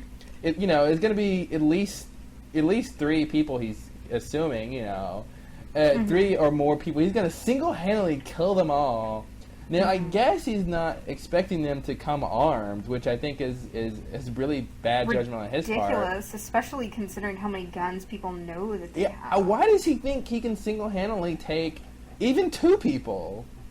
Like, that was so weird. When I first heard that, I'm like, okay, I'm going to kill them all but two. I'm just like, really, Saeed? Like, I know you are a torturer, but, like, you're not Rambo. So, I don't know. I don't know. Anytime something happens like that, where a character says something, and then, like, in this situation, he says he's going to kill them all, and blah, blah, blah, and he sets up this plan, and it goes, like, pretty much opposite of what he says. I always wonder, did he plan that? Did he know this was going to happen? Is he working for the others? But I don't think so. But I read a few people suggesting that he put some sort of tracking device on the boat. What? And that it was all part of the plan. But what? I don't buy that for a second. That is Yeah. Why would Colleen need to put? Yeah, never. Yeah. Oh God. So anyway, what you saying? I just wanted to bring up real quick, as a minor point, the when Jin comes up and asks for gun,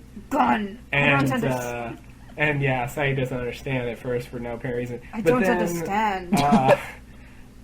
It's English. I laughed at that when I was like, "What? He's saying gun. He wants a gun." And he sticks his hand out. It really couldn't be more obvious, but whatever. And then once he gives him the gun, and he's like, "Do you know how to?" And he demonstrates that he knows how to use a gun by sort of like pulling out the. Everybody, that's so classic. I know. That's what Locke did too. Yeah. When Jack asked him about it, like that's the standard response. Do you know how to use a gun? Well, I can do this and I can do this, so I know how to use a gun. Exactly. I can check to see if it has bullets, and I can pull back the little thing at the top. Okay, obviously I don't know guns, but it's really funny. I feel like anybody who watches TV knows how to do that to a gun. Yeah. Well, you would know what to do. You might not know how to do it, but I agree. You could figure it out pretty quickly. Now you sound like Locke. Anybody who watches TV knows how to protect a boat from the others. Yeah, only Siths deal in absolutes, Jennifer. If we ever find out any more about this Phuket business, maybe that will shed some light on why it is that Jack is so good at a shot. Because it's not only that he knows how to use a gun, but that he seems to be a pretty good shot. When they're caught in the net. He missed the first time. No, Kate misses, and he gets it the first time. Oh, that's right. And which gives him the opportunity to make the snide remark. Well, at least now they know where we are. It's just, God, Jack, what the fuck is your? I love that line.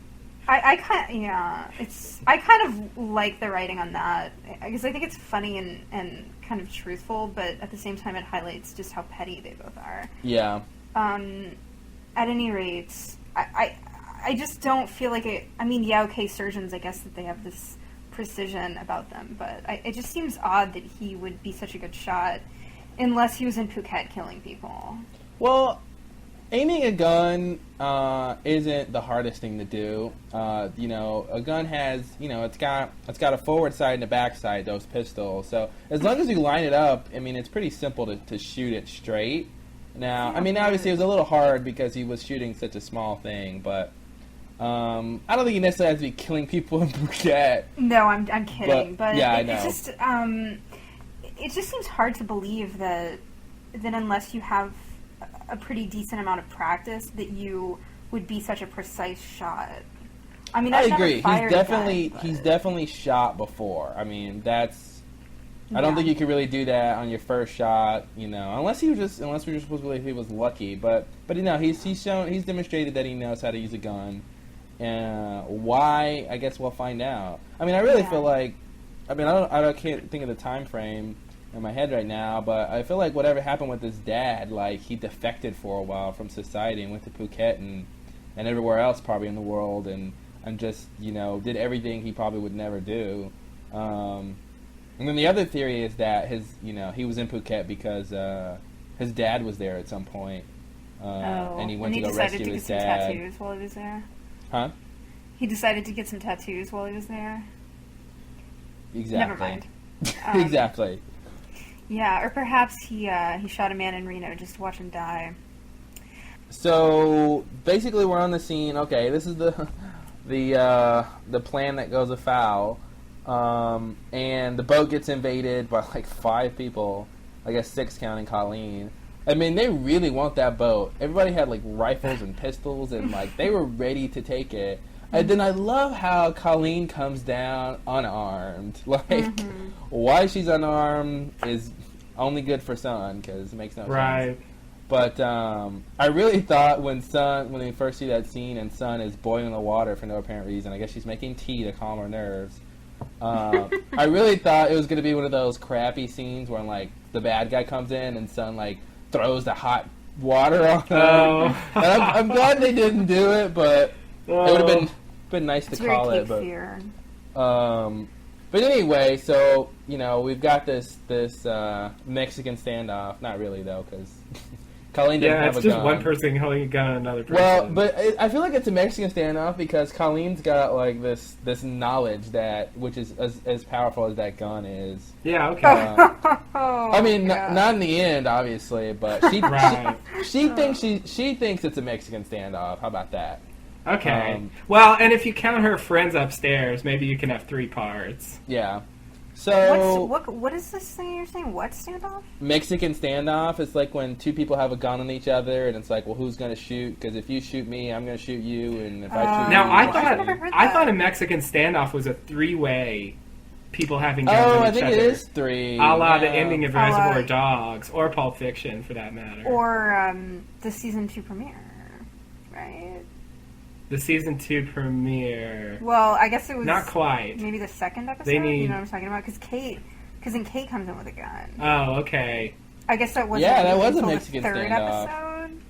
Let's see. That actually happens. Let's see. Desmond has a gun on Locke. Jack has a gun on Desmond, and then Kate comes in with a gun on Desmond. Yeah, what really should happen for it to be Mexican standoff is Kate should point the gun at Jack. Yeah. Oh, okay. So that would complete. It's supposed to be a triangle. This is the first time I've ever heard this term. Yeah. I'm gonna file it away with Well, all the write it words I down. learned from Damon and Carlton on the video podcast. Right. They have, Which were many and varied. Very good vocabulary, those two. Well, they're Indeed. writers. Well, but one of them at least used to write for Crossing Jordan. They certainly didn't flex any of those words on that Well, show. Damon used to write for Crossing Jordan. He used to write for a lot of crappy shows, but he's on the good path now, so. He did. Yeah, I think he used to write for Full House, right? Ooh, that's probably Carlton. No, neither of them. He's making that up. That's Alright. probably Well, not. I only like to said that imagine because it's true. I don't think Damon's old enough to write on Full House. No, I've never. But believed you're just you. kidding, and we'll edit that out. Please. We'll edit my naivete out of there. When you go in to do the levels on my voice. Yeah, right. So anyway, we're talking about Sun and her daring escape. She gets, she's got the gun pulled on Colleen, and Colleen's like, "You won't shoot me, son. I know you." Mhm. And I guess this is what's really weird. I mean, it's one thing. Okay, obviously, they claim to have connections to the outside world, and maybe that's how they got that file on Jack. If it was a real file, Right. which it probably was. I'm beginning to think it was. But it's just like, why is, even if you have some sort of file, some sort of private eye investigation file on someone, it wouldn't tell them character traits like what someone's going to do in a certain situation. Or whether someone's ex-wife is happy. Like who, okay, well, from this file we know that Sun wouldn't shoot anyone, but we know that Jack might, and we know that Sawyer definitely would. I mean, well, it's the same shit with Sarah being happy. How on earth would you know that? I think she made that up. I don't buy that whatsoever. I think just said that Colleen made it up to try to psych her out. I don't know. I mean, I think they know stuff about her, and they just sort of leap to conclusions. But it seems like they would know like more specific stuff than just where that Jack's a doctor and he did this and he was married. Like that's all very factual stuff you can go look up, public record type stuff. Knowing like someone's personal habits and stuff like knowing that Sun wouldn't shoot a person. I mean, why? Yeah. Why does she know that? Based on what? I also What could wanna they know really know? if they just want the boat, then, or they just want them to not have the boat. Why won't she just let Sun off the boat? Because it's not her decision. But I don't buy that because it's not like Ben says, Colleen, I want that boat. Yeah. And don't let anyone escape unharmed. Like, I think it is her decision, and she just doesn't want to let her off the boat. Well, I think that basically it's just like the fact that, Sun was on the boat, she's, for all intents and purposes, captured or about to be captured, that, she's just got to go back. It's not up to Colleen to decide what happens to her, If Sun wasn't on the boat, it would have been fine, but now that she's on the boat, and she can't let her go. Or maybe it's just understood that if there's anyone on the boat, just bring him back. I guess. Yeah. It's just it seemed like the same sort of situation as later when Ben says that Kate and Sawyer are close and they're okay, and that's all he can tell him. And Jack's like, no, you can tell me whatever you want. It's like, fair enough. That's all I'm going to tell you. Yeah. But I just think she could let her go if she wanted. I think she could let her go if she wanted, but I think she's following orders. There's a strict structure there, and I think that's not something that she would do because of how the hierarchy is. But I mean, yeah, she could let her go. She could say no one was on the boat, but then she'd be lying, Which the others don't lie. The others don't lie. At least, hopefully, not to each other. Maybe that's where they draw the Maybe not to line. each other. Yeah, maybe that's what makes it Utopia. Exactly. You can kill Everyone's everyone. always honest, because I would not ever want anyone to be honest to me. Maybe that's what a utopia is. It's like we treat each other very well, but any outsiders, we can kill them and steal them and lie to them. But as long as we treat each other okay, we're in utopia. Wow. The grass is always greener. So anyway, I guess maybe you guys don't have any big theories on that, but I think they're making it pretty clear that they sort of intrinsically know these people, And more than just, like, we read a file on you, it's like, we know you. Right. And they do seem to think that they know them. Yeah. It's always, like, I know something. It's never, I know something about you. It's always, I know you. I know you. And it's like, well, to me, my point is, it seems to have to be more than just something someone can, personal information someone can dig up. To really know somebody, you've got to be privy to stuff that they should not be privy to. Right? Like their thoughts and memories. I get the sense that they they just want to believe that they know, that they have this information, and maybe they have a lot of specific, detailed information, and they've sort of read up on these people, and they sort of they base their conclusions on, like, they get a picture of the person's life, and then they draw conclusions from that about who they are and what their personality is like. And I don't believe they can know something like that more specifically. But I feel like that would be a very inaccurate picture, because if all you can find out is, their sort of family life, where they work, where they went to school, their friends or something like that, like, that's a very inaccurate picture. Like, how do they know Sun hasn't killed 5 people and that, no one knows about it? That's not something you can go look up. I agree. And it seems like it'd be, maybe you're right, maybe they think they know him, but, I think it's faulty, but I feel like that's just my theory. Yeah, and it's a horrible, I feel like it's more than that. Like, they've got some ability to sort of know these people. That would be really interesting if that were the case. I just kind of assumed that it was this thing that happens a lot, I think, where people conflate knowing a lot of facts about someone with actually knowing something about, actually knowing a person. I don't know. Yeah, it kind of reminds me of what Miss Clue says to Michael. Yeah, exactly. You don't know all these facts, therefore you don't care about Walt. Yeah. Yeah. Which is what that lawyer says to him almost. Exactly. Right. Well, is that the thesis of this show? Is that knowing facts about someone is knowing them and loving God, them? I hope not. That would be very JJ. That would be a weird thesis for a whole show. But maybe I think that's the conceit that we're supposed to follow. Maybe it's a mini thesis. A small one. I'd like to believe they'll do more. Maybe than it's just the main idea. It's the topics in it. Okay. Oh dear, I didn't brush up on my 5-paragraph essay before I came here today. Can I say something else about this? No. Scene? Okay. All right, fair enough. So this thing that not Juliet. Oh boy. This thing that Colleen? Yes, Colleen, thank you. Says that, I'm not your enemy, believe it or not, but if you kill me, that's exactly what we're going to become. Do you think she's just saying that to be dramatic, or is it really that now that Sun has killed Colleen, are they going to come after Sun, or are they going to treat the Losties any differently? I want to, cynicism like that, I want to believe, because it leads to, plot that's interesting. Because if she's just lying, then it's just, it's useless. So I want to believe it, because they've said stuff like that before, like, we're not your enemies.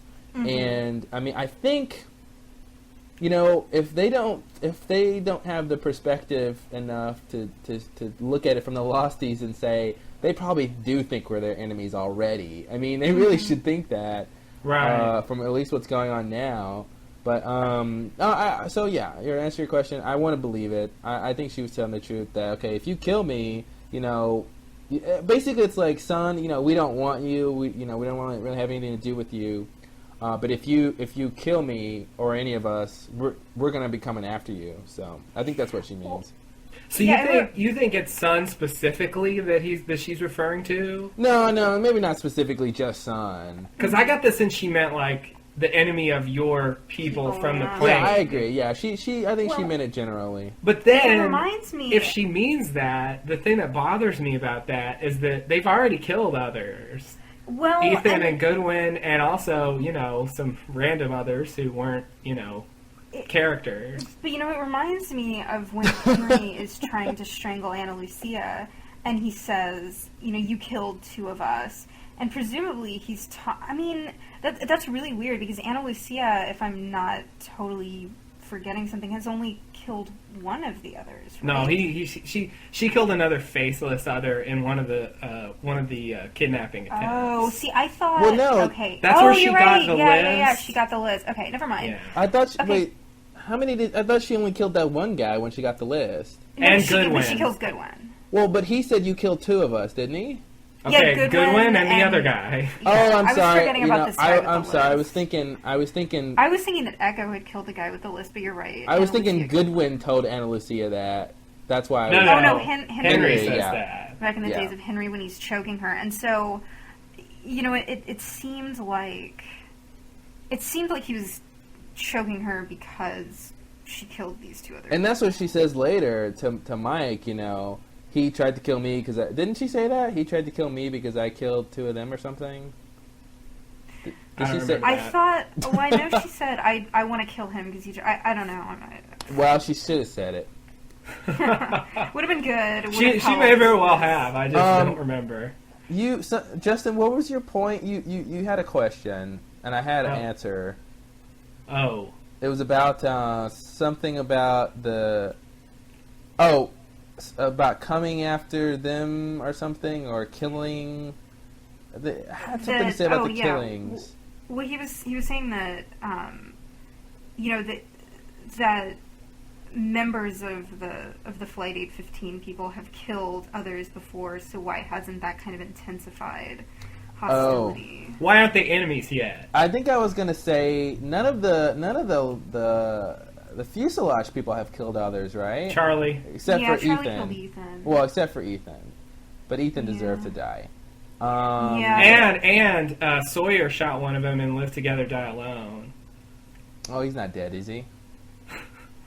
He looked dead when they left him. He looked dead when they killed him. Remember that scene where Kate's like, the 2 of them are following us, and I'm going to start shooting on the count of 3. Yeah. Oh, I love that scene. God, Kate, what are you thinking? The guy with that patch of gray hair that's so confusing to me. Oh yeah, Anyway. Patchy. Patchy. Oh, God. dear. That's crazy. Patchy O'Gray. He's Patchy McGray. He's Irish. He's Irish. Patchy O'Gray. Oh, dear. Ironically enough, his favorite tea is Earl Grey. All right. Wow, that is ironic. That's actually my favorite tea. I don't know how that connects the 2 of us. Are you an other? Well, my that's- name is an anagram for other woman. Fortunately, Oh. your listeners don't know my name. Or do they? Well, we told him in the beginning of the Well, podcast. we kind of did, yeah. Well, Uh, okay. I mean, whatever. You meant full I name. meant my first You and meant your- last name. oh, okay. Jennifer's pretty common. Mm. Not the way you spell it. It's my. I spell it. Yeah, I spell it Other. Okay. Moving along. Moving along. Okay. What was your point about my point?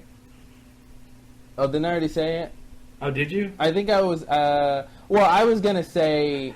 My point was gonna be that none of the fuselage people really killed any others, but Charlie, and then Sawyer. So it doesn't really apply.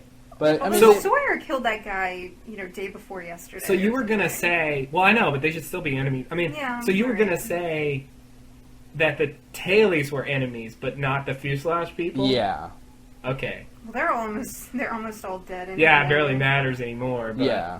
But I mean, I think it's a fair point. There was a lot more attacking going on with the tail people. Definitely. But those people, those kids, and those other people they took, they're in a better place now. Well, They are. I'd love to see where they are. They can watch the World Series. Oh, Yeah. Let's talk about I that wonder later. if they got taken in time to catch that.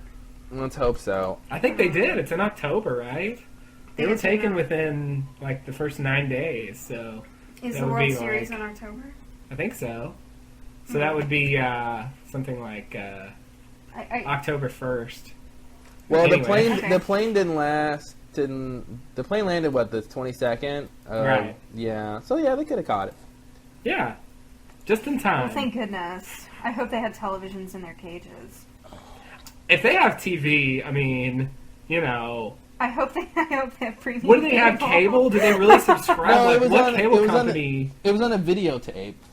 It was. It was on a... Oh. Remember Do you he think that pressed they get play? mailed Like, he pressed play? television on videotapes? Is that what you said? I mean, it couldn't have been TV because he cut it on and it was going. So, I mean, it was a videotape. No, it was videotape, but I do wonder if they have TV. No, I just assumed that they got that tape from the outside world. I think that makes more sense. I think that was just his... assumed they recorded it. No, that was his point, was that we have access to the outside world, and here's this proof. We've got this tape of something in the outside world. Yeah. Well, that makes more sense. I thought he was just implying that having TV constituted having access to the outside world. No. But that makes more sense. Yeah, okay. We're all about making sense on this podcast, so Yeah, it is. as much as possible. Okay, what scene are we on, guys? We skipped one. The one where... So Oh, should where we they're go working. back to Sawyer's attack and Yeah, we all skipped that? that one. I think that there's some things to say about that. So this is a scene where we're back to watching Sawyer and Kate break rocks for no apparent reason, while like Pickett and Juliet just sit around in the little shade and like watch. So I think it looks like they're looking at something, and I really want to know what they're looking at.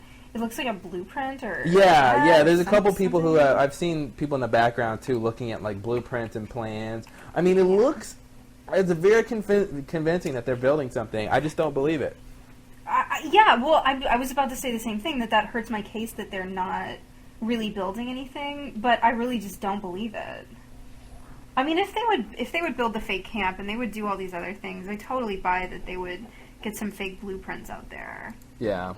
I want to believe they're building something, but I know what you mean. It just reminds me of like the church, exactly. The church, maybe? It just seems like one of those things where they're going to do this and then just stop. Until they don't need it anymore. And then they'll just stop and just never refer to it again. I was going to suggest maybe they'll send the rocks down to Echo.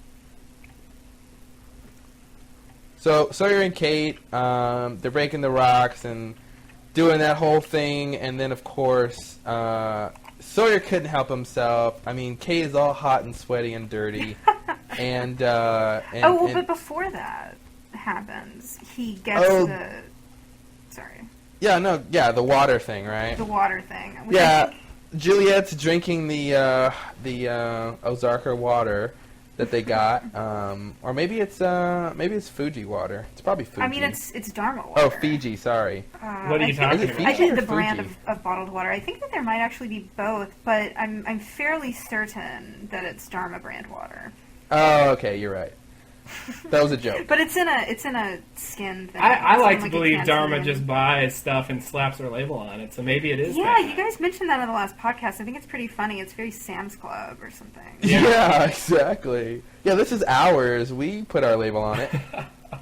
So anyway, Juliet's drinking the water, and Sawyer looks and sees it, and then I guess she sort of feels sorry for him, or says, "Hey, you know what? I'm a good person. I'll give you some water," and tosses in the canteen, which of course, in quintessential Sawyer fashion, he just pours it out to spite her. I actually think that she hands him the water to see what he's gonna do.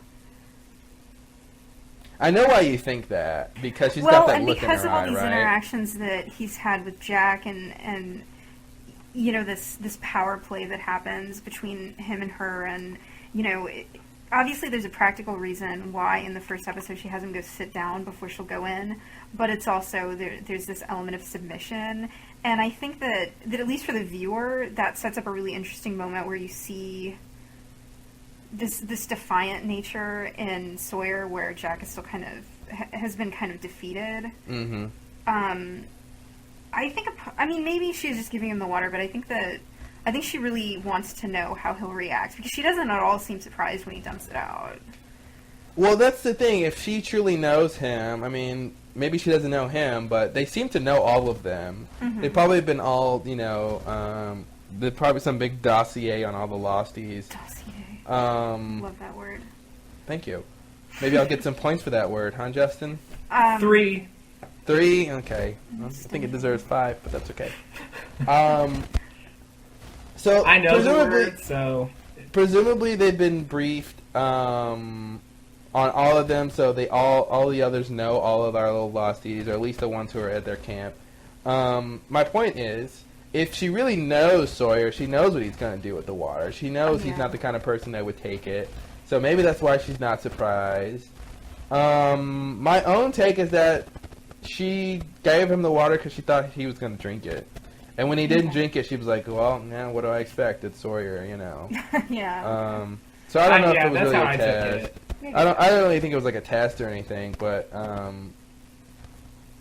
don't know. I don't know. I viewed it as a very minor test. But then... So he dumps out the water. Sorry. Go ahead. I think her manipulation is focused on Jack, but I mean, there was a weird scene in the first episode that kind of struck me when I watched it again after, you know, Sawyer escapes and she shoots Sawyer, you know, with the thing. And then, like, after he gets thrown in the cage, she sort of stands there at the cage and leers at him for a while. She's good. She leers and she does that mouth thing. Yeah, she does. You know, I couldn't put my finger on what that look was. I'm really glad somebody, like, put their finger on it. It is the lip thing. It's like a pucker almost. It's like a 1/4 pucker. 1/4 pucker. That's funny. Okay, so as you were saying before, I so rudely interrupted you. So then Sawyer dumps out the water and then turns around and sees his sweet mama. Oh yeah! Come on, Katie, break them rocks. Oh God. So yeah, he sees Kate and he just can't hold back any longer, and he plants a big one on her. I love how he grabs her face. And to me, it's like, I expected him to go, me Tarzan, you Jane. Like, you know, because they're all sweaty and dirty. He's got the long hair, and he just grabs her, and like, I'm just like, wow, they could so star in a new Tarzan movie. Yeah, but it was just such a, even beyond Tarzan, it was such a movie moment. And anytime I see a moment like that, I always think how unappealing it is for somebody to put their extremely dirty hands on your face. I don't know. Yeah, just to grab her. Well, she's already dirty, but still, I get, yeah. Yeah, but I don't want dirty hands on my face. I don't know, whatever. Even if your face is already dirty. Hope was romantic, but... Yeah. Well, you, my dear, will never be kissed while breaking rocks. Because that's the only way it works. Yeah. Either that or you're on your deathbed. I sort of understood that moment because, you know, and they don't know if they're gonna live or die, you know, or what's gonna happen to them. So I understood like the reason behind it, and I think it works. I think it works, but it's just yeah. I think that they wanted to throw a bone to these people who are really, really, really profoundly interested in who she's gonna choose. You mean women? Zing! I'm sorry, that was hilarious. No, that was funny, but I would say to that I am actually not that interested. I maybe am more interested than the average guy watcher, viewer, but that's very unintriguing to me. I'm also not particularly intrigued by who the father of Son's baby is. But what about Penny and Desmond? You want to know what's going on there. Oh God, yeah, that's awful. I mean, I'm really intrigued by Penny possibly making a play to get onto the island, but yeah, I'm not. I mean, I assume that in the end they'll end up together or dead, and that's. But for the record, Jack. But will he ever read that book? Is what I want to know. Yeah, exactly. That's the key mystery. You know, the only thing about the kiss that disturbed me was not the dirty hands, but the fact that they had slept all night and definitely hadn't brushed their teeth. And oh God! Like, here comes Dr. Hygiene. How nasty their mouth apparently was. She tastes like strawberries. Yeah, you know, whatever. There's a big bowl of strawberries sitting on the table where she's having breakfast. Exactly. I think that means that she ate. Man, I don't think she tastes like... Even if she had strawberries the previous day, after a night, she's not going to taste like strawberries anymore. No, she's going to taste like bacteria. But she's just trying to be nice. Yeah, I think it's like you taste like strawberries and gingivitis. Like, yeah, exactly. Maybe she's got some strawberry lip balm that it was in the dress. Alex's. The dress has a little pocket, and it was Alex's lip balm. No, He's I just mean, being romantic. I don't buy that at all. Yeah, I okay. really think that if that's all she had was strawberries, or she had a lot of strawberries, then there could be a faint taste of strawberries, maybe. But I think the point of that line is so that we know she did eat. I think that's really the point of that. Maybe Besides the so, romance. because she did eat a fish biscuit after she got back from breakfast. So I mean, it seems like even if she did eat those strawberries, she wouldn't still taste like strawberries. I don't think a taste lingers in your mouth that long. I mean, you know. But I think either he's just saying it to be a romantic. It's just, I mean, yeah, I think you guys both have good arguments going. Well, I mean, are you saying that he only said it to be romantic and he just happened to say strawberries? He could have been like kiwi or something. I mean, yeah, I mean, I think he obviously tasted strawberries. It would make no sense for him to make that up. Now, obviously, it's unrealistic that she would still taste like strawberries. I'll buy that. You do have to suspend a little bit of disbelief on this show. A little bit, just a little. To say the least. With the flying clouds of smoke and stuff. And that ridiculous bird that The hurlybird. The hurlybird, Please. yeah. Which does Sorry, I not didn't know say, what the- which ironically does not say Hurley.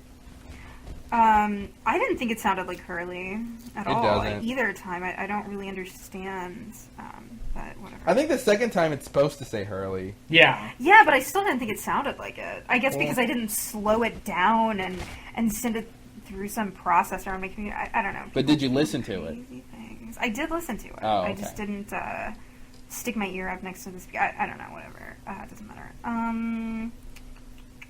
Okay, so you know they share the passionate moment and the music swells, but shortly after, The good stuff. Pickett starts. shows up, knocks him in the head with the gun, and then this sort of fight ensues. Yeah. Which the gun, a hit like that from the butt of a rifle should have knocked Sawyer out. Yeah. Pretty much It in every knocked movie. Locke out when Michael did it. In every movie, in every TV show, when somebody gets hit with a gun in the back of the head, it knocks him out. But Yeah. no, Sawyer's just too hard-headed, I guess. And Zing. Oh, jeez. we don't need the zings to harmonize. Sorry. Oh god. Yeah. So yeah, we get this whole fight, which was, it was nice. It's nice if you can juxtapose romance and action, so that both parties are happy very quickly. Those of us who need the action and those of us who want the romance. And it did gave Kate another opportunity to be collateral. You know what? cause I the love advantage that. for This is the second major time that one for each. Yeah, exactly. I think they did that on purpose. Yeah. Well, he was there the first time too. Yeah, but it was more. But it was Jack's thing was more because Jack told her. that was- Yeah, he told her not to come, and Jack was in charge. And Yeah, that's this is the true. second major time she's fouled up some person's plan because of her being in the way. Yeah. And she clearly feels like shit both times. Yeah. We're gonna bleep that, right? No, Deservedly so. we are explicit on iTunes. Yeah, I know. I saw. Yeah. So the interesting thing in this scene, obviously, or maybe not so obviously, maybe there are more than. Okay. The most interesting thing I think is Juliet pulling the gun on Kate. Yeah. And then later, when Sawyer says, "Did we already talk about this?" No. Okay. I think we may have brought it up, but we didn't really talk about it. Okay, when Sawyer says that Juliet, that blonde who pulled the gun on you, she would have shot you. We're pulling up the actual transcript here. She would have shot you, no problem. And I believe him for maybe no good reason. I don't believe him literally because I think they want Kate and they're not just going to shoot her because I feel like they want to do something with her. But I want to believe that she's capable of shooting her, but that she wouldn't have shot her only because she's Kate. Well, with if a that mouth makes any sense. with a mouth like that, she's definitely capable of killing someone. Yeah, well, I think that was the point, was that she's capable of shooting you. And because what he was really doing was, which was really interesting, I'm glad they sort of did, otherwise, what really sort of adds to that fight scene and makes Sawyer look a lot more interesting, was that basically from that fight, he sort of, sort of gives a rundown of all the people he had encounter with in that fight, which were a lot of people. and in terms of what they're capable of, what his thoughts is on their past experience, basically summing them up in terms of their sort of action fighting skills and all that stuff, which I thought was a really interesting scene. And so the point, he was just basically saying what people can do and can't do, and this guy may know martial arts and I can take him, but that blonde, well, she would have killed you. Some of the other people, like you said, a couple of those other guys, were pretty green or whatever. But so I think the major point is, she is capable of killing you, Kate. But yeah, I agree that she probably would not have killed Kate. See, that's the thing. If it was Ben, I would be like, Ben is probably capable of killing Kate, but probably definitely wouldn't have killed her. You like that? Probably, definitely, maybe not. Would have. I don't think Ben would have killed Kate, but I think in a situation like that, Juliet is more capable of killing Kate because I don't think she's 100% on board with what Ben's doing. So I think she would have killed Kate and just dealt with the consequences later from Ben. But anyway, it's a minor difference. I think it also suggests that that maybe she would place more value on the life of Pickett, or who does Sawyer actually have the gun on in that? Is it Pickett? Well, I think it was that big guy. It's the big guy who packs a punch. Yeah. At any rate, she places more value on the life of whichever other it is that he has the gun on than Kate. I feel like Kate maybe is important to whatever they're trying to do, but if it was between this other and Kate, like, she would have killed Kate. But I don't know. I mean, I think the point is to establish that she's capable. She's capable of it. Yeah. Absolutely. Which is weird because that it's very similar to Sun being capable of killing. Yeah. You're not capable. And I think that's another big thing about this show is what people are capable of doing.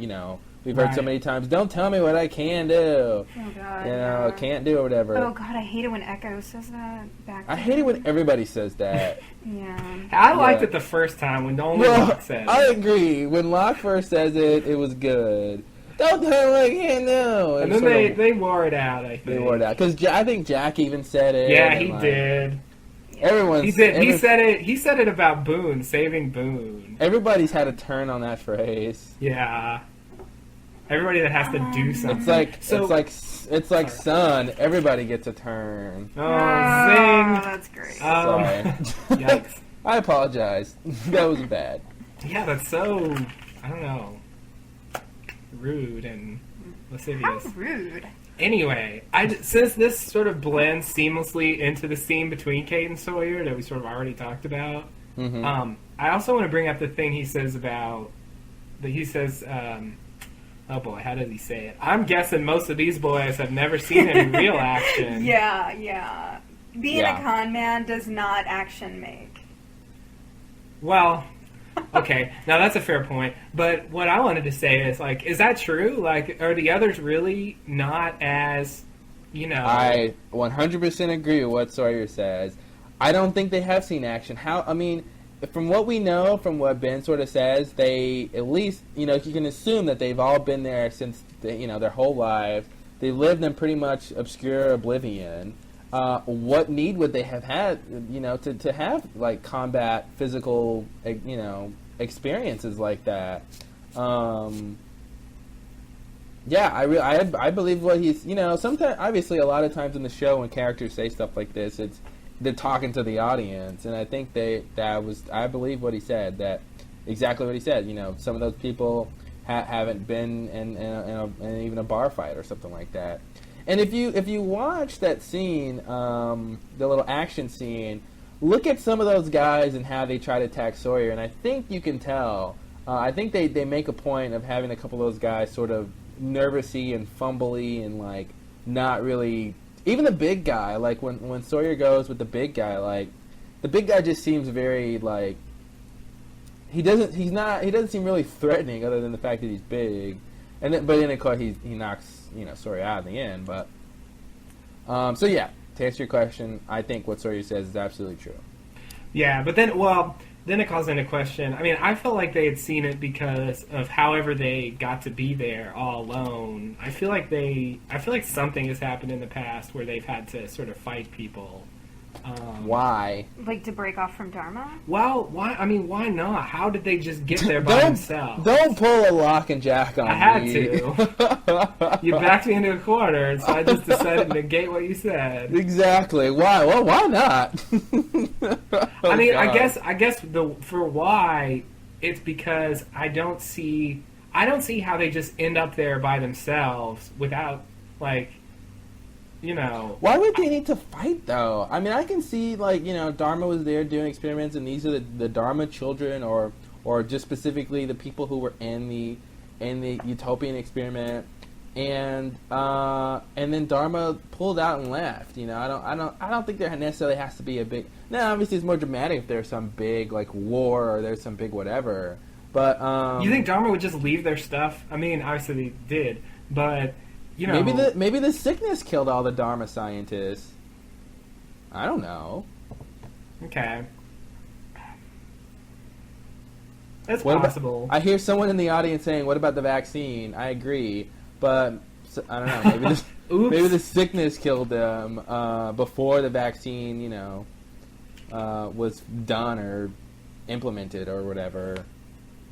I don't know. I'm just saying I think there's room for it not to be a big thing. And even if there was a big fight, you know, whatever. I mean, obviously, I think most of the people who get to go on these expeditions that the others do are the ones who are more sort of combat ready.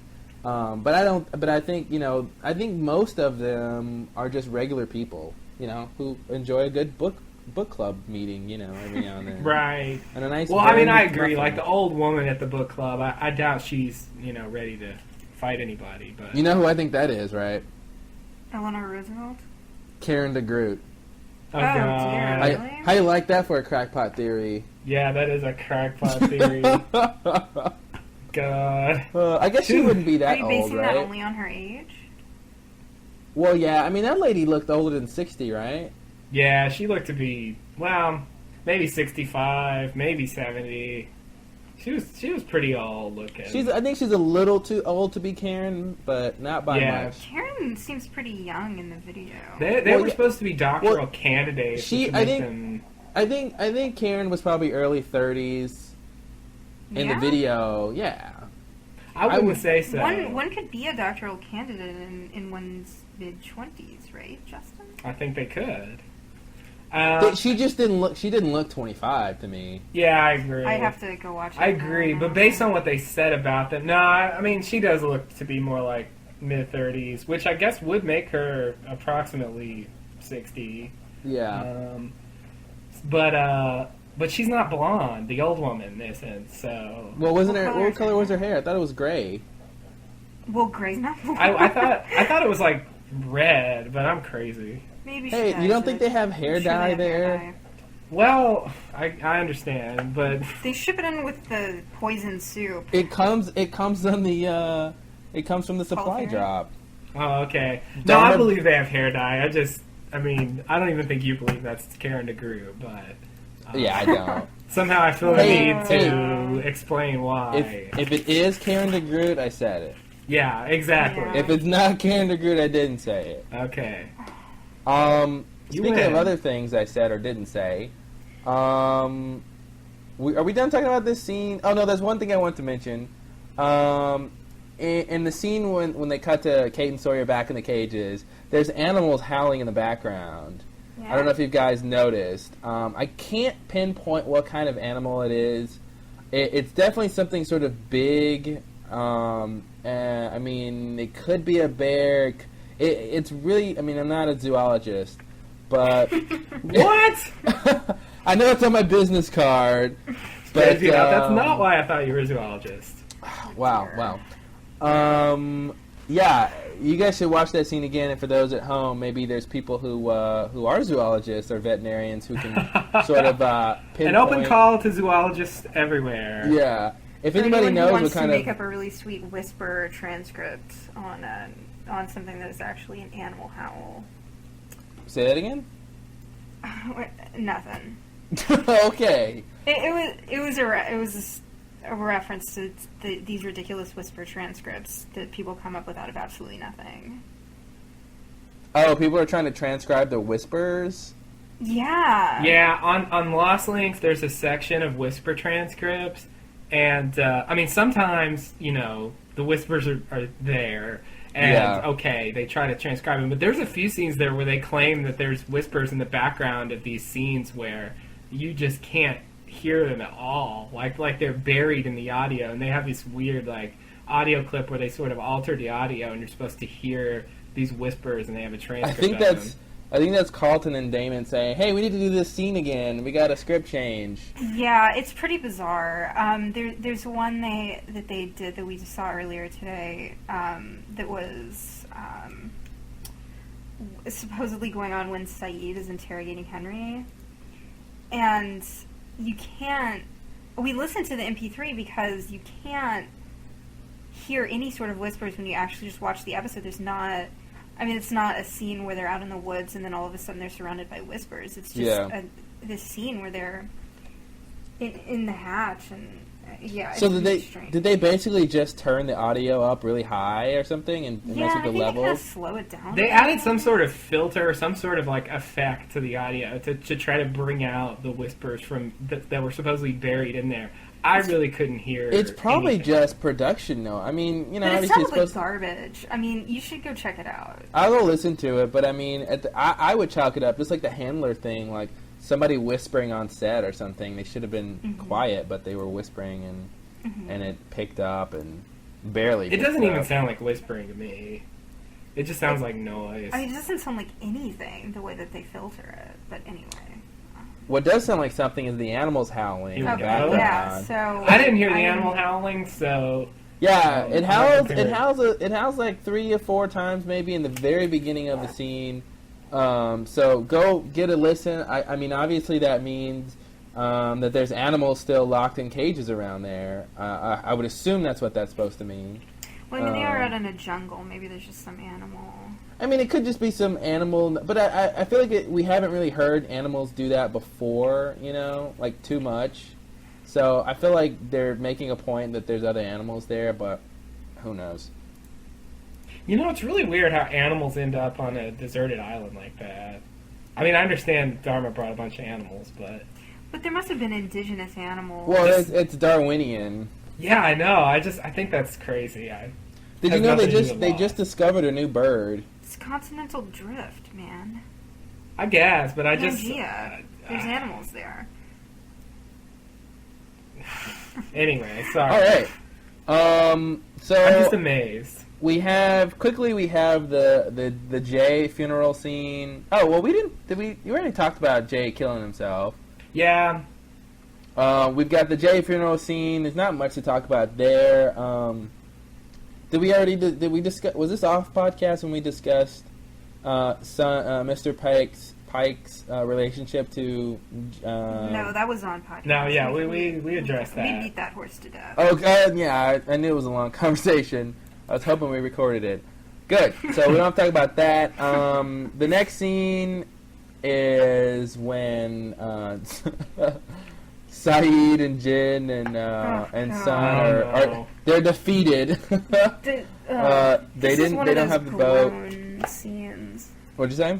It's just one of these groan scenes where you watch it and the viewer's just like, oh, jeez. Man, you know how long it's gonna be? I think it's gonna be like season 5 before they get back to the camp.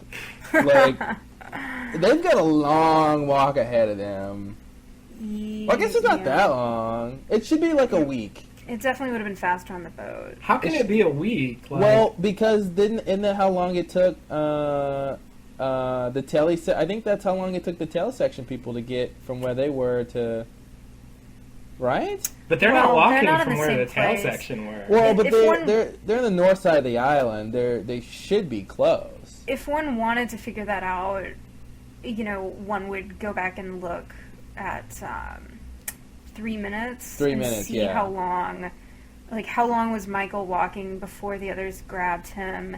And is it Pickett that's peeing on the tree? I think it is. is. It I is. think it is. And so then add that to how long it takes them to actually make it to the fake camp. I don't think it's going to be a week. I think it's probably a couple days. but they're not even at the fake camp. Like in Live Together, Die Alone, You're right. in Live Together, Die Alone, the group Michael, Jack, Sawyer, and Kate, and Hurley, they embark from the main camp and they arrive at the dock. I know the others sort of take over at some point, but they didn't spend the night at all. They got there in the space of a day. They definitely could could not. really They fast. definitely could have not have walked to the Polyferry in a day. If that happened, then that's obviously an error, man. There's no way they could have walked there in a day. That ferry's way further away than that. I think they're taking some liberties with the geography of the island. Yeah, I think they're taking liberties, or maybe Pretty we didn't see any night scenes, but they just picked up the next day or something. Yeah, there's no way that place has to be a couple days away. I'm thinking more like a week because they're even further from where Michael was. I mean, at the FAM. Well, let's just hope that the bumbling trifecta of Sun, Jin, and Saeed can run as fast as Oh God, Goodwin. We'll and then see. they'll be there in a couple hours. So basically, after that, we have the Sawyer and Kate scene we already talked about, and then we have the probably the best scene, right, of the whole episode. Yeah. Ben comes to talk to Jack. But before that happens, we do get a brief glimpse of Ben sort of listening in on the Sawyer-Kate conversation. Mm-hmm. Yeah. With clear audio, I must say. I mean, relatively clear audio. Oh, yeah. A lot clearer than one would expect with such old equipment. Anyway. Yeah, I was just amazed that, I don't know what he's going to do with that, but I guess the point is, Sawyer thinks he's conspiring and, he's about to help them escape and he's figured out that they're not that strong and all that, but, Ben is listening in and so he knows Sawyer's sort of planning this stuff. And It's I mean, like I said, and I'll keep saying this because they want to play this card, I'm going to make them use it. If they really know these people, then that's information they should already know. That Sawyer is going to be, obviously who wouldn't be trying to find any means to escape when they're captive. So, I mean, this it's interesting Ben's watching them, but he didn't really find anything that he shouldn't have already known, which is that, they're going to try to escape at any weak point that there is. Yeah. But I just want to point out, I think this explains why in the last episode, when Jack attacks Juliet, when she comes in to give him the food, and then, Jack tries to make her open the door, and then Ben shows up. I think, it seemed really weird to me that he just showed up out of nowhere. I feel like he was able to do that because he was watching. Yeah. Well, and it might also be why Juliet appears right as Sawyer is making his play to escape. Well, not when Carl lets him out, Carl. is what I mean. Yeah, but When she Carl looked is surprised to see him, though. She Sorry, puckered those lips. Yeah, I mean, I guess that's the room that Ben hid in when he wanted to let Jack and Juliet die from the flood. I guess that's the room he went into. Mm-hmm. Which would have sucked because, I mean, from what we've seen, that room is small, and if that place fills up with water, he's stuck in there. Yeah. But maybe. Well, Colleen climbed in from the top, I think, so I think there's a way out. Not from the top of the control room. No, I think it is. They were in the control room? Yeah, because you see the TVs in the background in that first scene. Yeah, it's when that soup thing, that soup interchange happens. I thought they were just in the hallway. No, she goes up and she knocks on the door and he opens it. And I noticed it because I thought, if he knows that she's just left Jack's room, then why doesn't he open the door to make that little comment about the soup? Yeah, I agree. Anyway, I think it's just a production thing because if you also notice when she leaves, she knocks on the door and somebody opens the door, yet when she's in the hallway, nobody's there. Oh yeah, that's funny. Yeah, that's weird. I didn't even think about that. Yeah, that next shot, she's walking away from the door. You get a clear shot of no one next to the door at all. Wow, that's really scary. It is scary. If you think about it, it's a continuity error. But yeah, somebody, I mean, obviously, who would have let her out but Ben?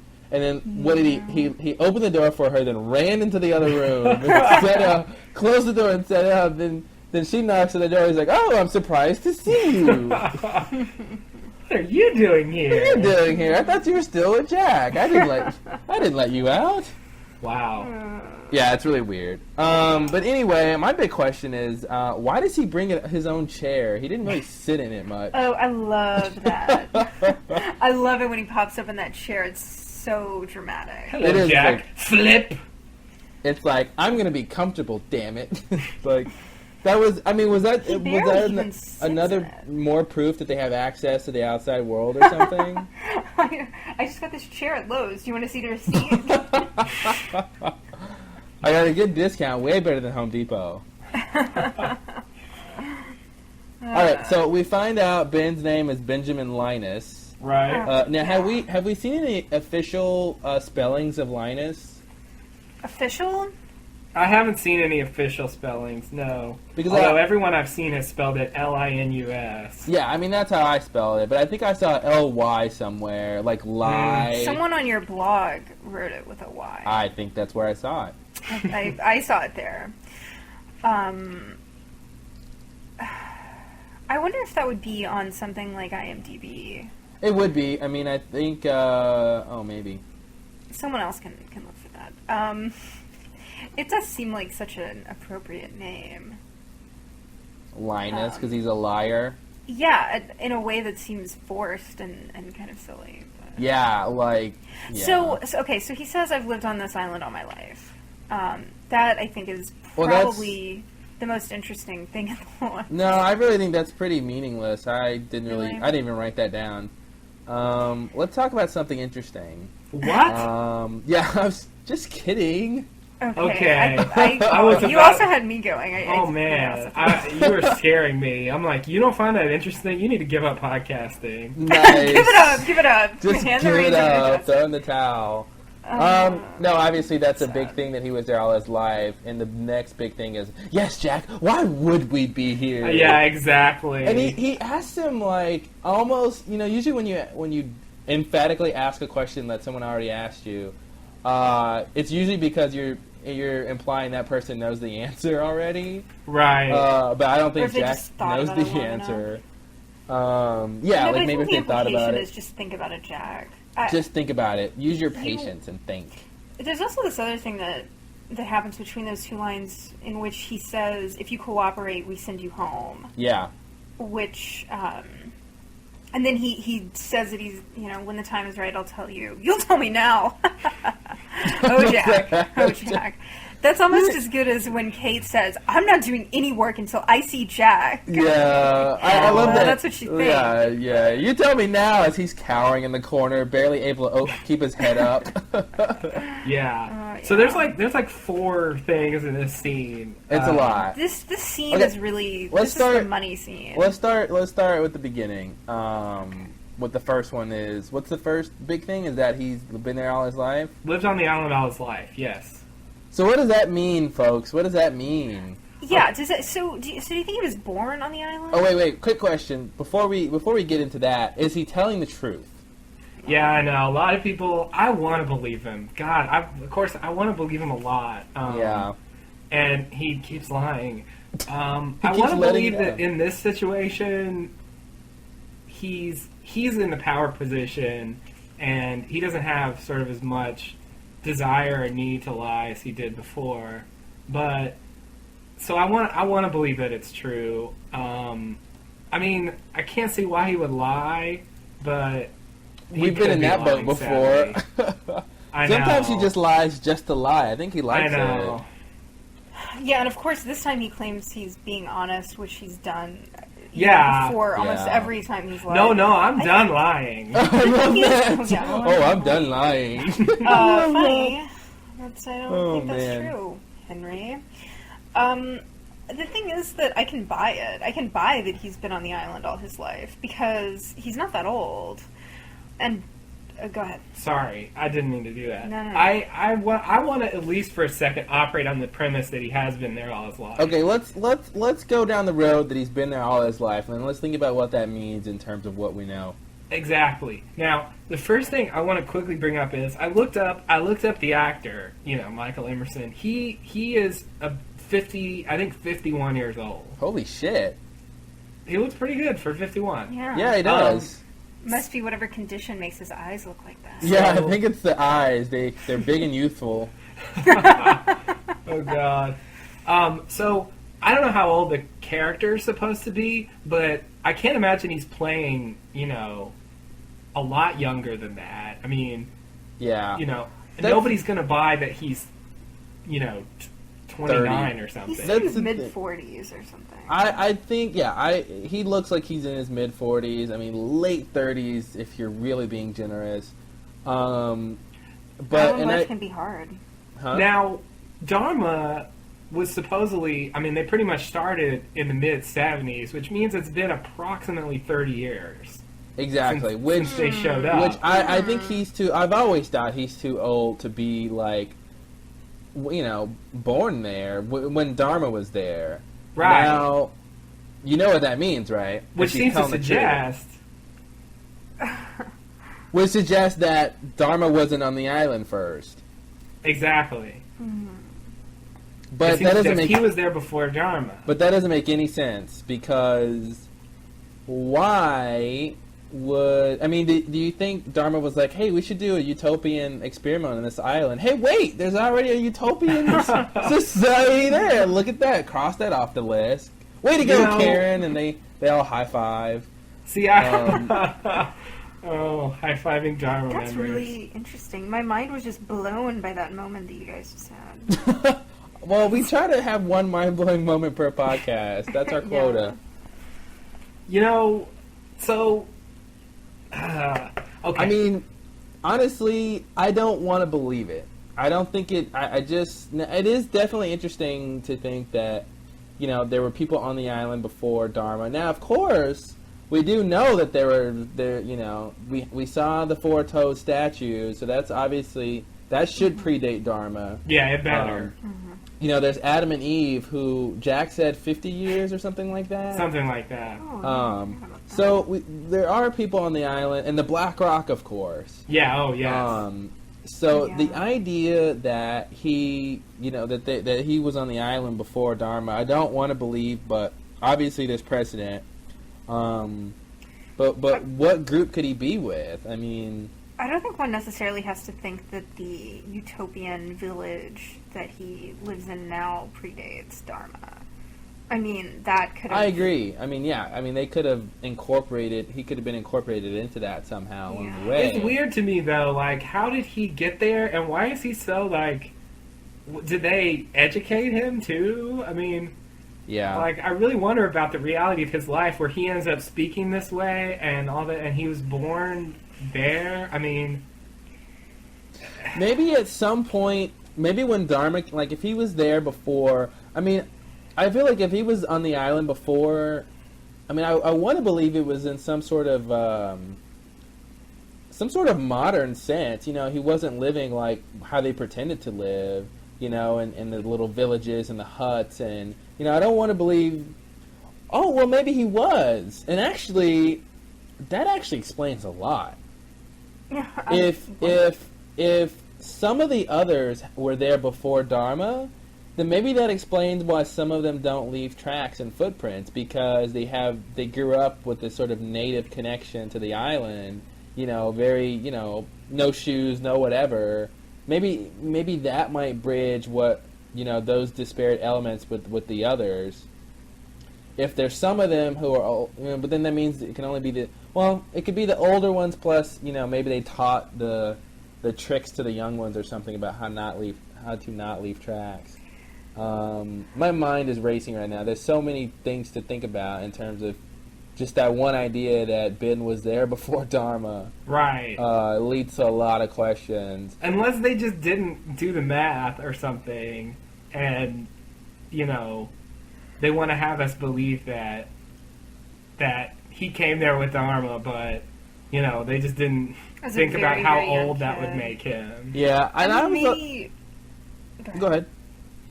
Well, I was just going to say that he might be a bit hyperbolic in this. Perhaps he when he says, I've lived on this island all my life. I mean, if I moved to a place when I was 5 years old or 10 years old and then I lived there for 30 years, I mean, I think it might be not unreasonable to think that I would say that I've lived in that place all my life. Yeah.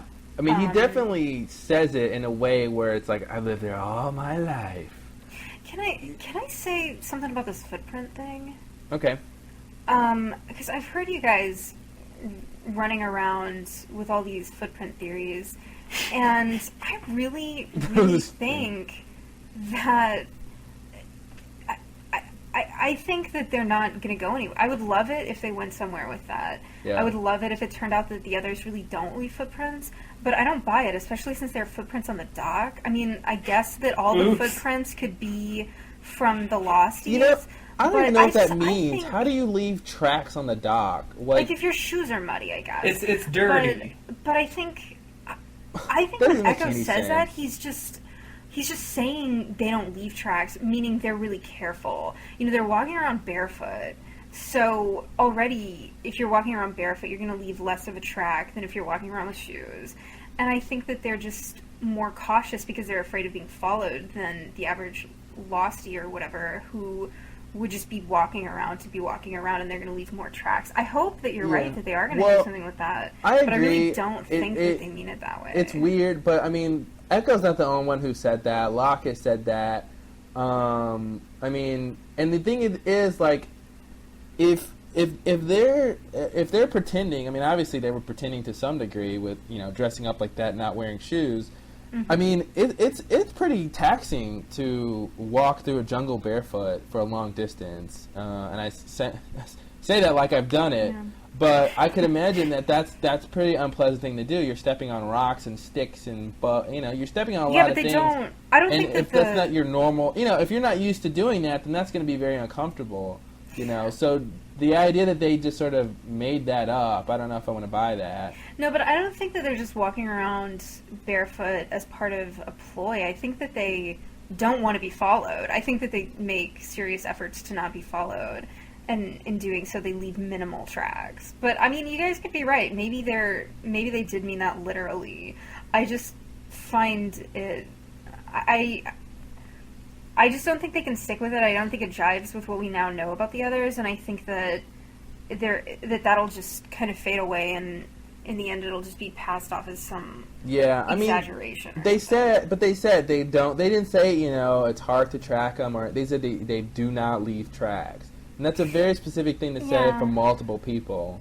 I mean, I agree. When Echo says it, he's saying it to a person who doesn't even speak English, and Locke is kind of crazy. I don't know. Maybe you're right. I hope that you are, because I don't understand how you leave tracks on a dock. Like everybody's shoes was muddy or dirty or something. Like if you're all walking through the mud, why is it muddy though?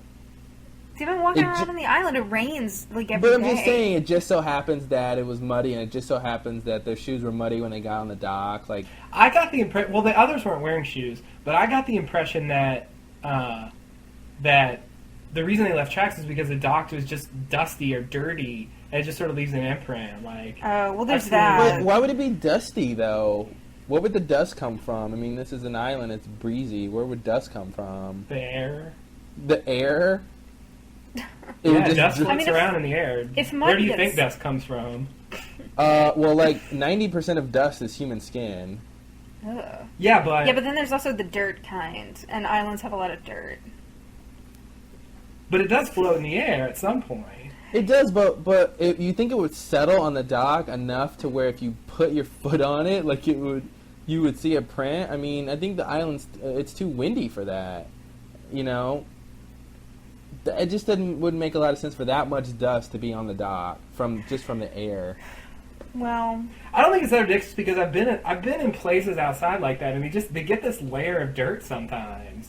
Not like a thick one, just sort of a thin coating that a new, person walking on it will leave a trace. Like what kind of place? Sediment. Sediment just settles on things. Like a dock or a bridge or a deck or observation deck or I don't know. Things just get dirty.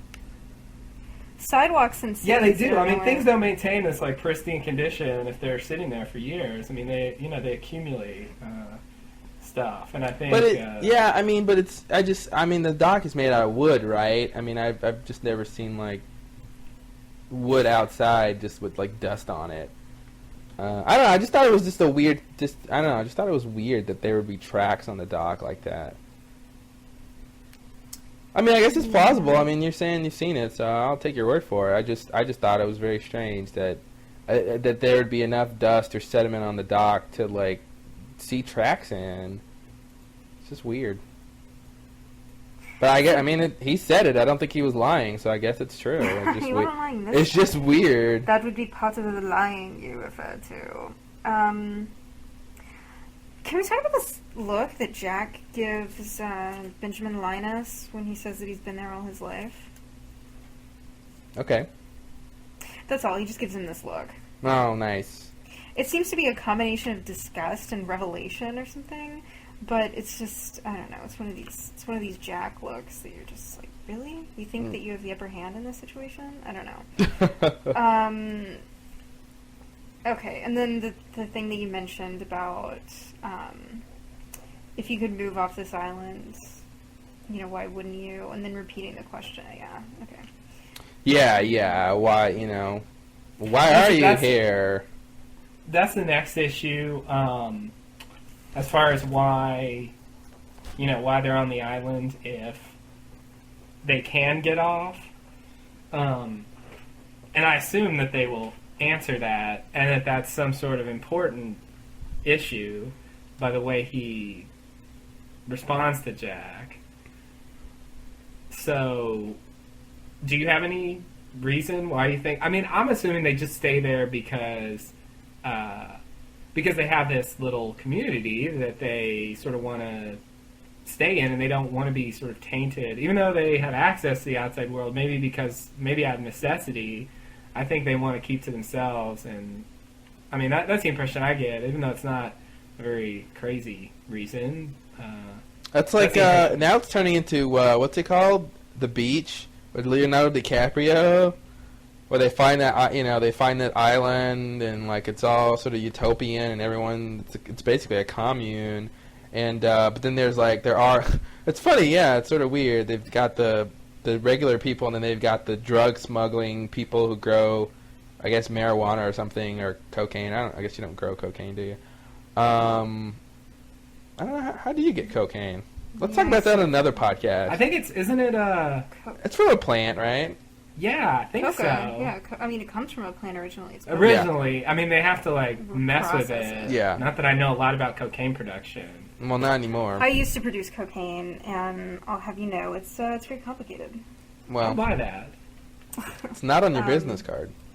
I think that it has to do with this comment that Ben makes about wanting Jack to change his perspective, which it seems like he's about to say attitude, and then he says perspective, and I think that suggests. I think that's a little bit of foreshadowing that combined with the yes, Jack, why would we stay here? In terms of what they might be setting up for this when the opportunity presents itself. If you'll cooperate, I think it is going to have to do something with this, preservation or growth of this little utopian thing that they've got going on.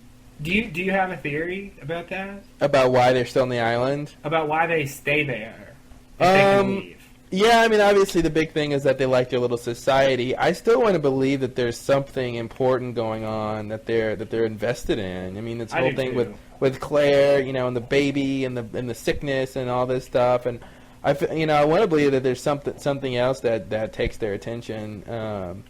But why all of them would need to be there, I don't know. So yeah, I don't really know. And why is it important why does he think it's important for Jack to know why, or even think about why they might still be there? Well, I guess if he wants him to change his perspective, maybe that's part of it. Jack understanding the others and why they do what they do. And that's important because... well, see, now you got me.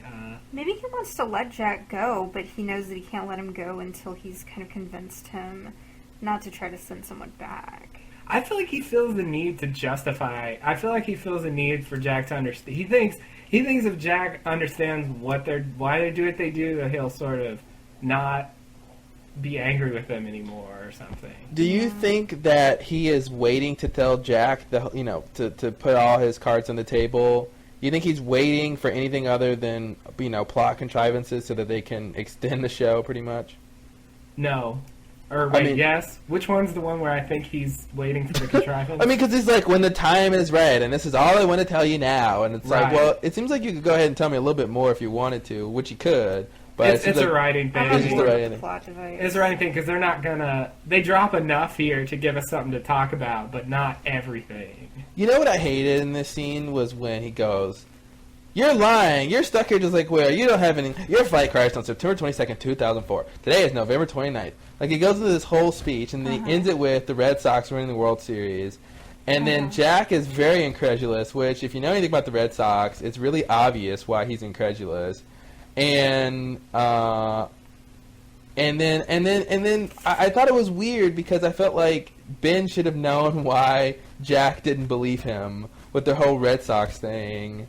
You know, like it's so ridiculous. Like, Ben's like, what do you mean? Why are you laughing? Like, come on, it's obvious. You just said the Red Sox won the World Series.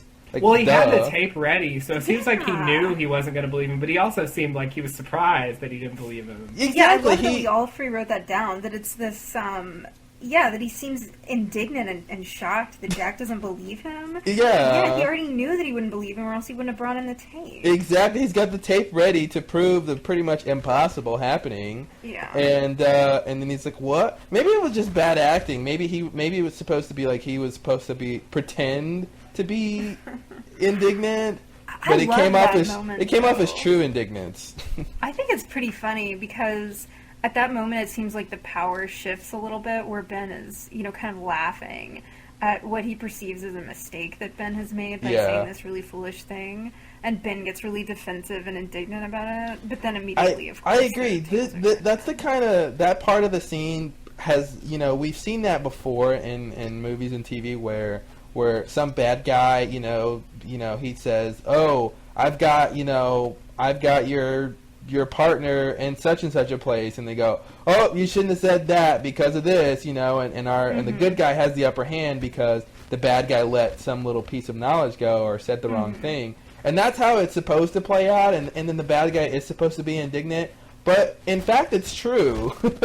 It's just weird because it's true, and Jack was the one who's wrong.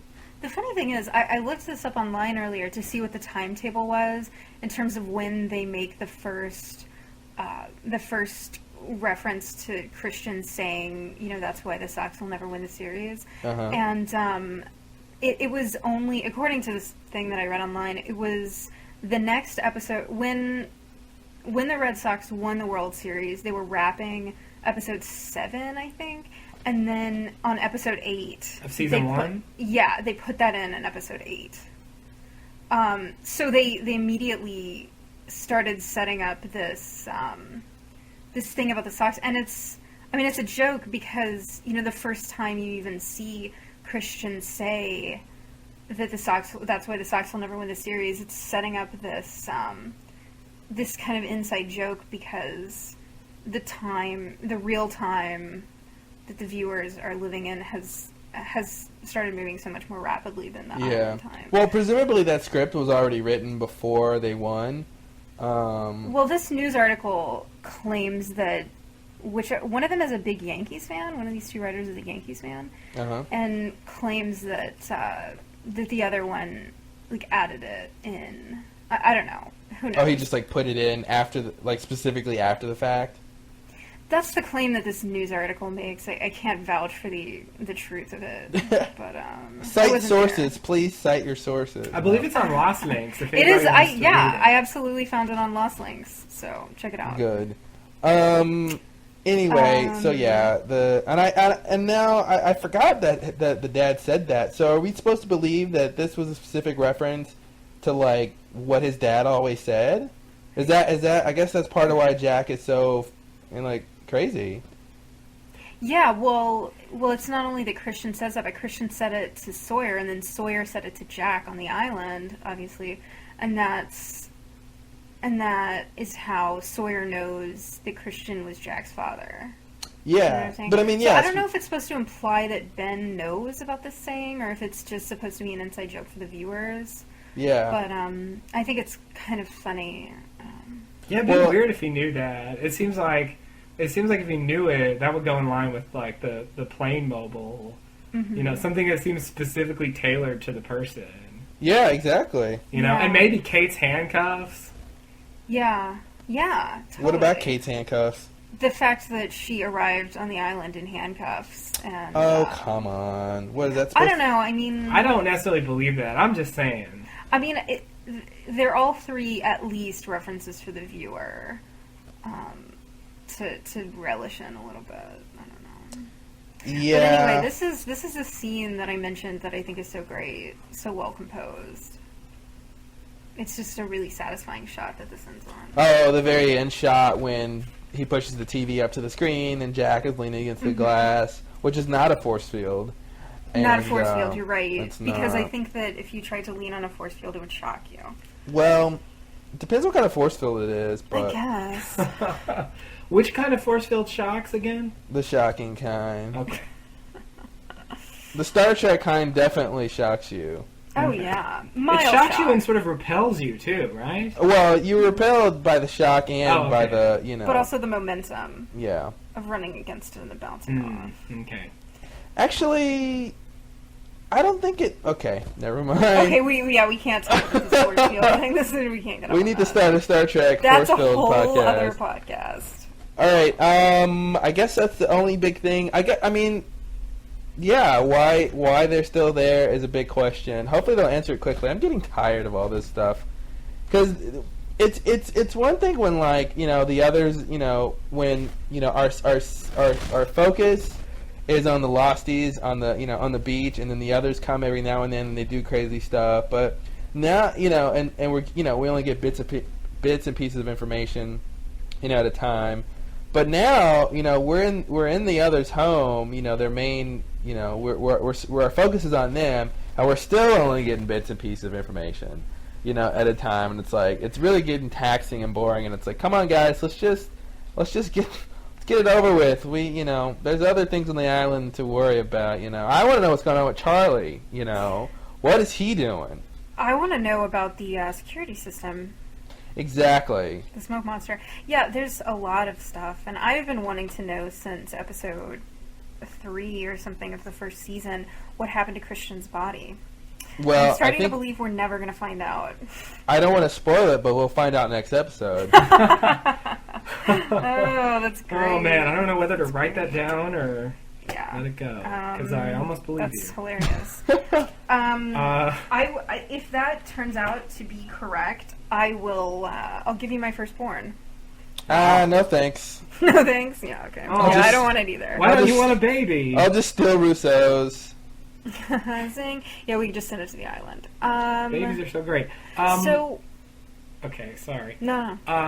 So there's 3 things I want to talk about. 4. Sorry. We talked about the first one, which has been being on the island his whole life. The second one was... Why did I forget the second one? Oh, the second one was why the others are still on the island. The third thing is the others have contact with the outside world. And we already talked about it somewhat, but do you think that... I thought it was interesting that he didn't bring up anything about news coverage about the crash. That's sort of what I expected. That's what I expected, some sort of too. news report, plane crashed in the middle of the Pacific, they don't know where it is, and, it went off course here, and, I sort of expected something like that more than the World Series. It's weird to me they doesn't even mention how they dealt with the crash at all, because if they, they shouldn't be able to know that if they really have this access. I guess it's just not as interesting as these 3 things that the viewers can actually verify. You know what I mean? These things that are actual, real events that happened in the real time between September 22nd and November 29th, 2004. Well, I was going to say that I think it's really interesting in terms of this, having that tape of the Red Sox winning, because presumably they don't have any way off the island, right? Now that the boat is gone. I mean, unless they have another means of conveyance. This is the debate that we got into earlier. Yeah, well, my point, what I was going to try to make, I don't know if it really holds, is that he must have had this tape before, Michael and them left. Well, this also... If that's the only way they can get off the island. I mean, this is also... We were debating earlier whether someone had sent them the tape of this or whether they taped it off television that they get fed onto the island. There's no way they can get TV on the island. And not broadcast TV, at least. Now, if they have cable... I mean, that's a couple of, 1,000 miles of cable you got to lay. That's the thing, and I'm wondering what cable company is going to give them cable. Dharma Cable Company. Oh, okay, wow. They've got the best prices in all the Southern Hemisphere. They've got so much shit on that island. It's just... I draw the line at cable, I'm sorry. I almost draw the line there, too. But you're saying they have no way off the island, but he offers to take Jack home. Does that mean... he's only offering that because he knows they're going to get this boat? Or maybe I think he's either banking on getting the boat from Michael back, or he's banking on don't get getting that boat. The sailboat. I want that boat. I want that boat! Does he... Do you really think they have no way off now that they don't have that boat? I guess not. That wouldn't make any sense. I just don't believe that. With some people who would come pick them up or something. Yeah, I don't want to believe that they're operating, with other people who are somewhere else, though, either. Like, that seems to be weird, too. Like, one of them has to go live off the island or something. Right. Or, that seems really weird. And it just seems to me like if they have this close contact with the outside world and somebody that they're contacting, it makes me feel like they're like steps away here from just getting everybody off the island. And yeah.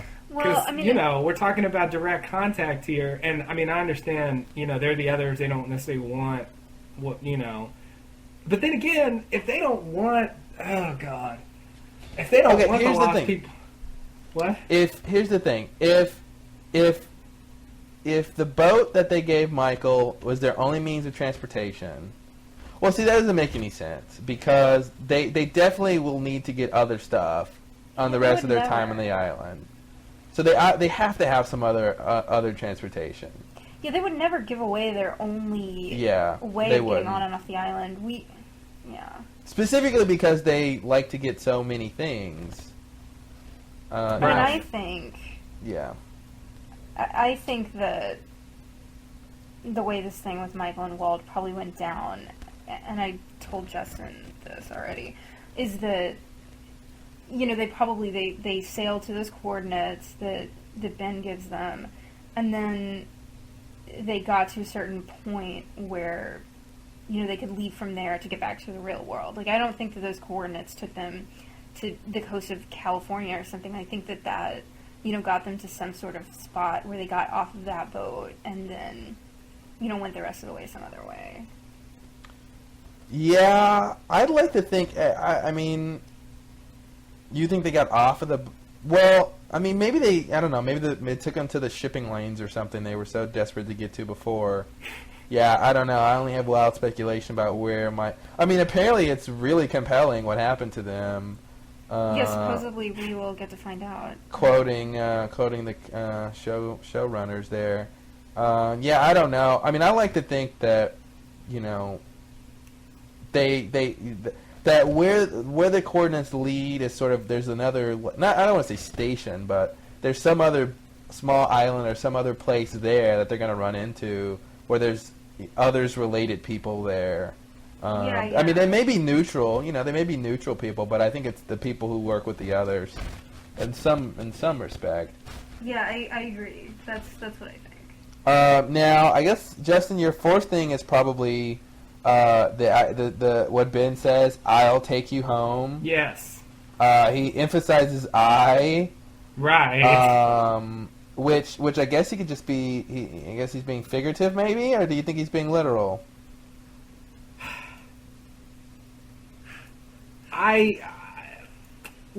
figurative makes more sense, but I thought he was being literal.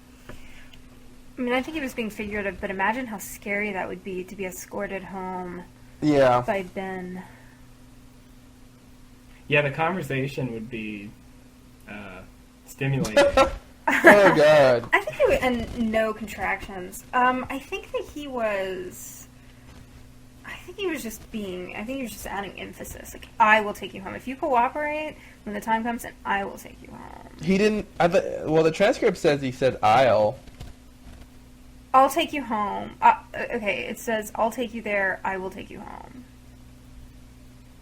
The one that I'm looking at. Yeah. I think he's pointing out that he used a contraction. Oh, yeah, no. Ethan is the one who doesn't use contractions. Yeah.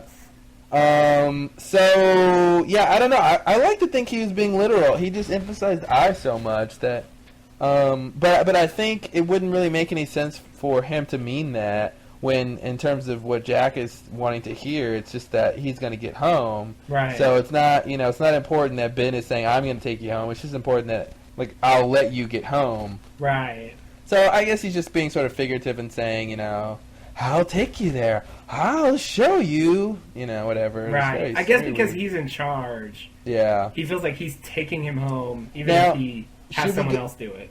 Should we go ahead and say, now that we've seen, 2 episodes, I guess Ben is the highest it gets, right? Yeah, that's what I think. Ben is him.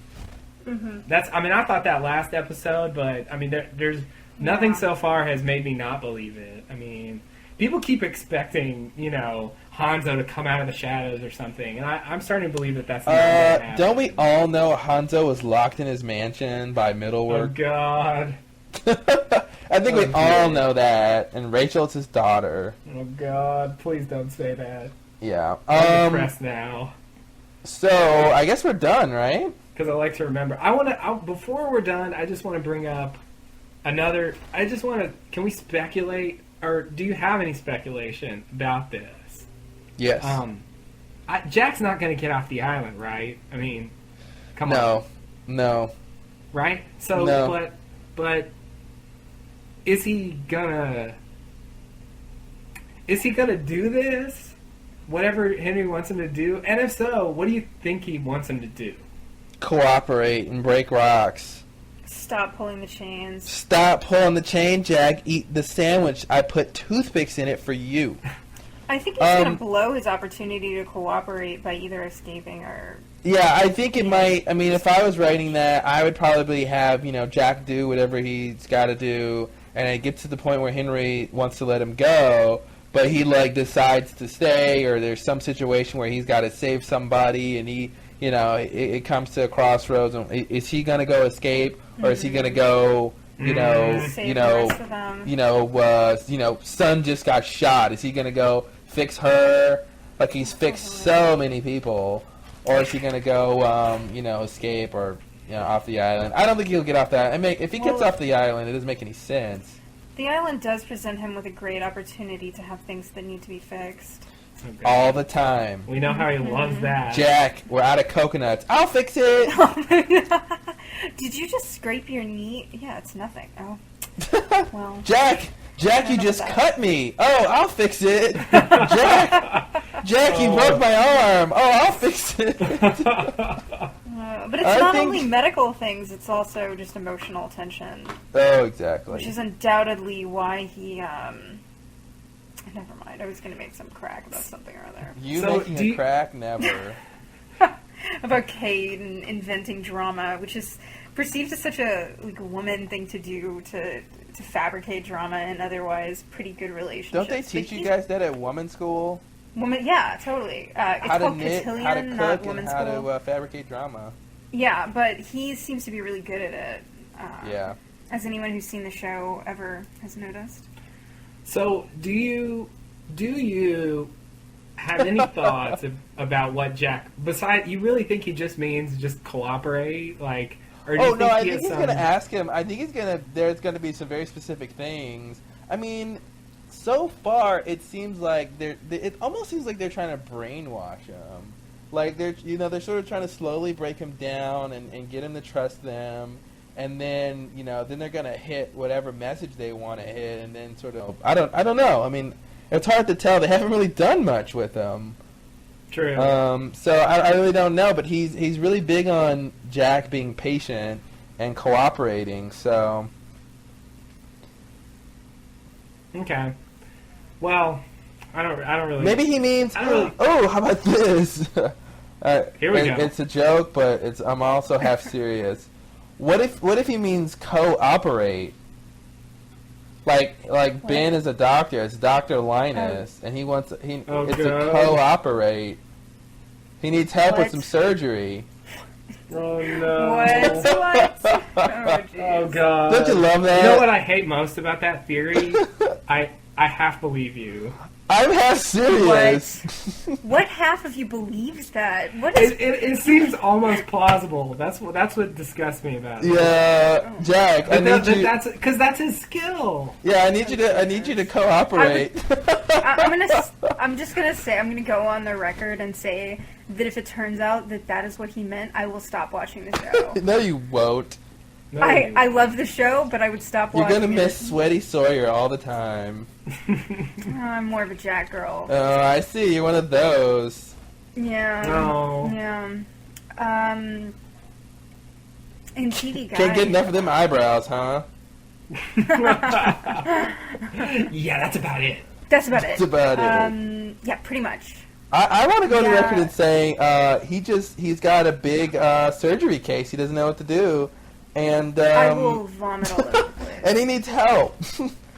I mean, what if it's Colleen? What if they bring Colleen back shot and he has to save her? Colleen has cancer, and the island didn't heal her like it did Rose, and of course not. Well, it's not the right place for her. And it's spinal cancer, which he's already done Spinal before. cancer. He's already Cancer done of it the spine, that's before, great. and this time he thinks he'll be a success.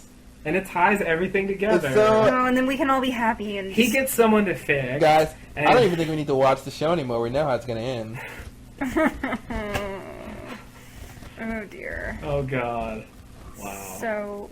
All right, so we're done with the show recap. Let's go into the next section and do our other stuff. All right then. Okay. What do you got, man? Who, me? Yeah. I don't have you didn't want me to talk, did you? This is your section, dude. I know. Let's see. I don't have anything on the official podcast this week, although I do recommend everyone listen to it. It's a fun podcast. But I just didn't, I don't know. I guess they didn't say anything to me that I felt needed to be addressed. Go listen for yourselves. It's sort of back to normal. Yeah, I mean, I guess. Sorry. If you count on me to recap it, I haven't done a very good job. No, that's fine. I mean, if there's nothing to talk about, there's nothing to talk about. Yeah, I mean, I guess there's stuff, but nothing that just seemed really important to me, I guess. All right. I mean, they said we'll find out about Carl and, you know. Carl, really? Who's Carl?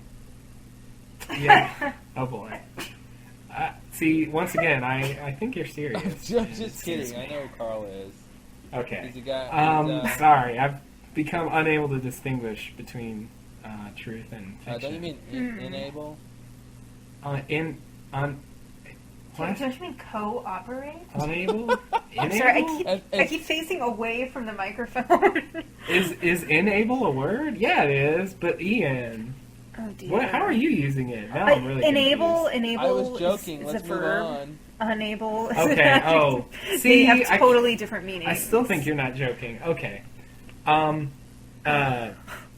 So next time on How do you Lost. spell inability then? Inability. I-N. Yeah. I-N, Okay, yeah. let's move on. That's right. Is it? We should just have a spelling bee. Oh, there's another. We should, but not now. So I wanted to talk about next week on Lost. This is sort of spoiler material. Yes. So for those of you who don't want to hear spoilers. for those of you who don't want to be spoiled and don't listen any further, thanks for listening thus far. The next on Lost, if you go to Lost Links, which is the place for all your links about Lost, if you go there, they have the American version and the Canadian version, which are always strikingly different. But both of them are very interesting. Let's talk about those. There's some very interesting things going on, and some contradictory things going on. Indeed. Balls in your court. All right then. So, what should we discuss first? The Canadian or the American version? American. Okay. So in the American version, let's see. We see so many things. Next on Ross. I think the American one is much. Well, yeah. As Claude suggested, they're totally different. These two previews are totally different. I think the U.S. one is really silly. Usually the American one is a lot of action and stuff. There's like, who's gonna die? Who's gonna live? Right. And, and in this one, we get a lot of scenes of Desmond naked. And as if it's not enough to see that Desmond is naked, or to read in TV Guide that he was going to be naked, which I did, we get this great scene of Hurley, who's apparently recovered pretty well from the death of his girlfriend, and also this close brush he had with capture by the others, to make this really great comment. Dude, the hatch blew off your underwear. Anyway, that's all I. Yeah, to me, I mean, we all want to see Desmond naked. Great, whatever. But why would it blow off his clothes and not Echo's and not Locke's? Yeah, and he doesn't have a lot of burns on his body. Or maybe that was. It's not like. And I mean, he was right next to the. I mean, he's the one who turned on the failsafe. So right. I guess we're supposed to believe his close proximity, incinerated his clothing, But he's still got all his hair. Well, I mean, not in the conventional sense, obviously. Maybe anything non biological or something. I mean, I guess his clothes would be made of cotton, and I guess that's biological. Maybe they were polyester. They could have been polyester. Maybe his entire outfit was made out of metal, and it sucked it off. No, I don't think that there's a reason. I think they just wanted him to be naked. I don't think that there's I mean, maybe Hurley just says that, and that's not really the case. Maybe Desmond was in the middle of changing or something? I don't know. No, but they show him naked a few times, and I read the spoiler that he was going to emerge from the hatch naked. He's a man reborn. I mean, yeah, it's like the Terminator. I think. Is it really? It seems like from this preview that the three of them wake up in different places. That whatever happened in the hatch caused them all to be transported around to different places, which I think is really bizarre and maybe misleading. Maybe that's not really true, and it just seems that way. But I get the impression, even though they were feet away from each other when the failsafe was triggered. At this point now, Echo's far away. Locke has to go save him. So I just think it's really weird that even though they were close together, but then they wake up. Yeah, it is weird. But what makes no sense to me is why would he emerge from the hatch naked? There should be more clothes in the hatch. I mean, presumably all the stuff in the hatch is still there, right? I mean, wouldn't you want to put on some clothes before you start walking around?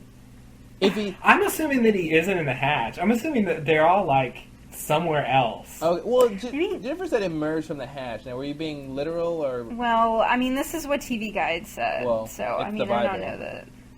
I think TV Guide's wrong. I think they're all going to wake up in different places. Okay. Well, I will say that TV Guide did say that there was going to be a breakfast between Kate and Ben. And that we were going to see flashbacks in which Jack was going to suspect Christian of having an affair with Sarah. So far, all the other spoilers that I read, and this is the one that they get wrong. I mean, maybe they'll be wrong. I mean, he is clearly naked, but maybe they were just kind of saying he would emerge from the hatch, and what they meant was he would emerge from the incident of whatever happened. I mean, it doesn't. I don't necessarily believe that he's coming out of the hatch. I'm very interested to see how this episode actually plays out, because I would say that the next week on Lost, after the premiere, was it played out totally differently from episode 2 in my mind. Well, they usually do. The American versions are usually pretty wrong about what's going to happen. Like, like we said, we got and that's the one we're talking about. Yeah, we got the sense that Sun was, with the last one, she was going to go with some big scheme with Saeed, and that didn't happen. Mm-hmm. Yeah. What's really... And... Oh, go ahead. No, go ahead. I have nothing. Well, I was just going to point out the big discrepancy... between the big discrepancy between you interrupted the two. each other with nothing. And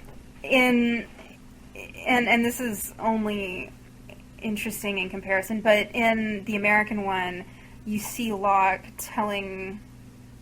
See, now I'm confused. You see Locke speaking. Yeah. Well, basically. let's finish talking about what we see, and then we'll compare them. Right? Shouldn't we do that? Okay.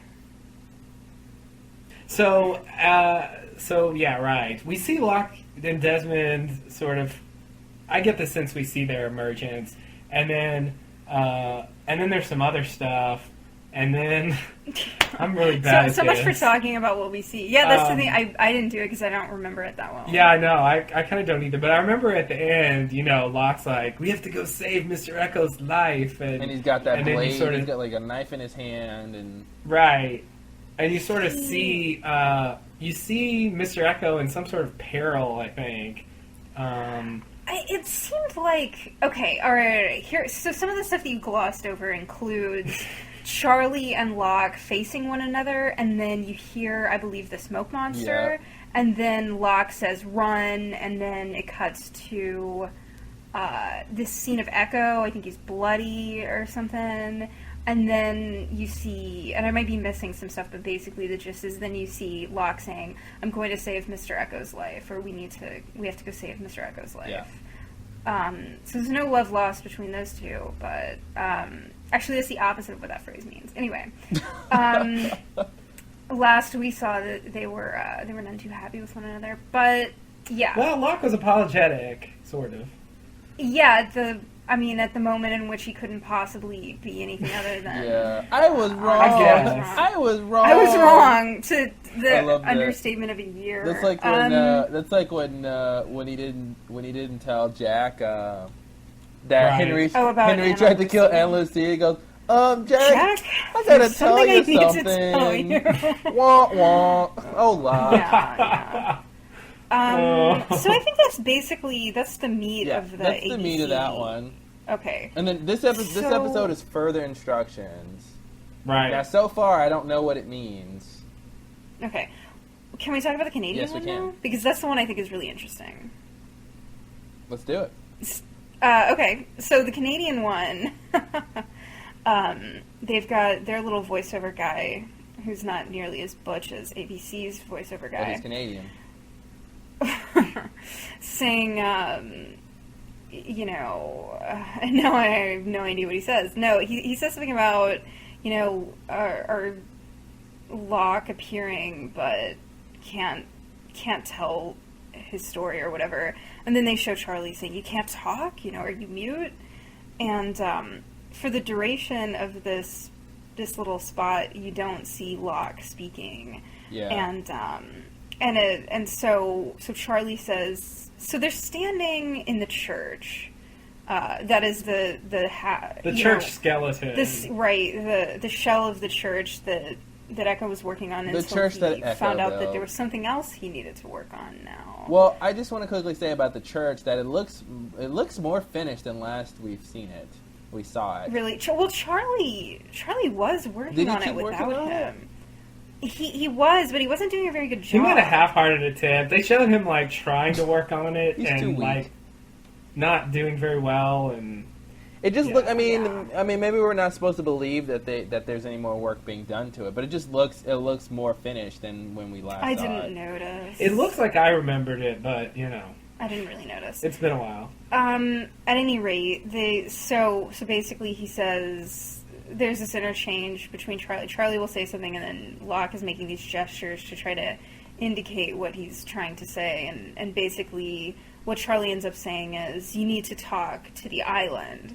And Locke kind of gestures that that's what he was trying to say. And then they show him with this knife and this very ominous thing where he's standing really close to Charlie with this knife. Yeah.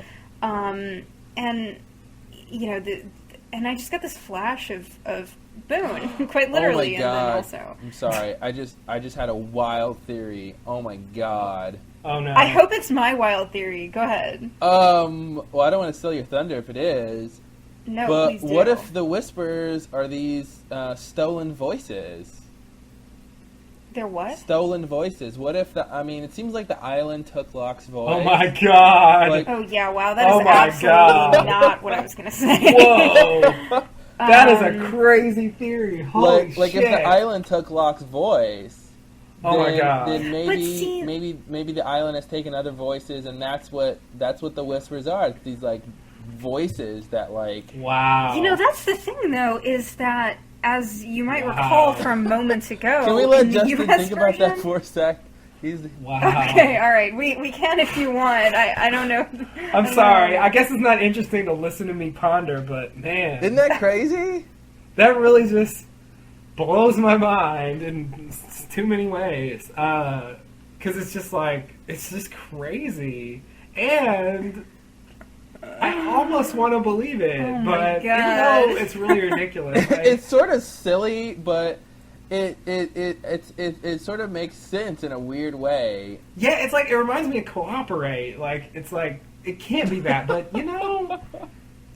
I think it might be. Let's just At put it least in our head and this think about thing it. isn't a pun. I'm sorry, Jennifer. What were you saying? No, I was just saying at least that this isn't a pun. Because what? Like cooperate. I'm sorry. I'll stop being amazed by your theory. No, I mean that would be really interesting. I just think that it seems very unlikely. Well, and he does get his voice back at some point. Well, that's the thing that I was going to point out is that in the ABC US version, he's talking. Yeah. Talking. He's got a lot to say on ABC, but in Canada, he's mute. Yeah, he must get his voice back, by towards the end of the episode. Yeah. It's weird that he's mute. I don't get that. He's mute, Desmond's naked, and Echo, who knows? Maybe Echo's blind. Hear no evil, speak no evil, wear no evil. I will not wear these clothes made at sweatshops. No. I can't, or maybe he just doesn't have any underwear. Okay, so can I say the thing that I tried to say earlier? Yes, please. Okay, so interspliced in this are these really quick flashes, and if you slow them down, Claude doesn't believe me necessarily, but I believe that that Locke is going to have a vision of Boone, because that's who I thought it looked like when I slowed it down, and I'm very excited because I think it's going to be scary. I think it is Boone. I'm just saying, like, from when I looked at the image, it didn't. I couldn't just look at it and say, oh, okay, that's Ian Somerhalder. Like, it wasn't that clear, but it looks enough like him for it to be him, and it makes sense to be him. So I'll contend. And sorry. I'll contend. I think it's him. Okay. We had spoiler information before that suggested that he's going to show up again. Yeah. So it would be consistent with that. I think it's weird that Canada included those flashes in their promo. It just seems like an odd place to put flashes like that. Seems too I'd like to spoilery. know how that. I'm assuming ABC, obviously holds the rights to all that stuff and what they can show and what they can't. Obviously they work with the creators of the show, but it's interesting that I guess Carlton and Damon and JJ, when he's around, they just say, okay, well, here's some stuff that you can put together for a promo, and then ABC says, okay, we want these images, and we're going to create this idea for the promo, and then I'm assuming they give the same stuff to Canada, and Canada says, well, we want this and this and this, and we're going to have this idea for our promo. Or does that all come through ABC? Does ABC say, well, here, Canada, this is what you get to show? I wonder if if they have to be different or something. Like ABC doesn't want similar promos. Yeah, that's really interesting. I wonder how that works. I don't know. Guess we'll never find out, huh? Unless yeah. someone in our audience works at ABC. Oh man, see, that is absolutely him. If you go to Lost Links, you can see the images. This is new. I don't think this was here earlier today. At least some of them. There's a place to click to see the images. Yeah, it says like strange stills from Canadian promo, and the top one appears to be Ian Somerhalder standing at the top of a stairwell or something, looking down, and he looks fine. Oh God. Then they show another one of a polar bear. It looks like lunging towards the camera. And then they show one that's a close-up of Boone's face, all bloody and... Whose face? Looks like Boone's face? Boone, yeah. It's creeping me out. I gotta close it. Yeah. I'm thinking of, what was Boone's sister's name? Shannon? I mean, no. I'm sorry, Locke's sister. Wait, who was Teresa? Locke's sister?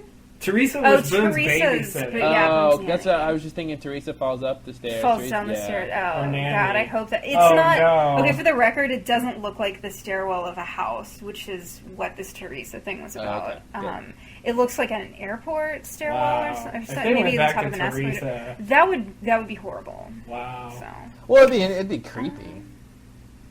So, yes, it would. I mean, it just looks creepy. I don't know. Look at it.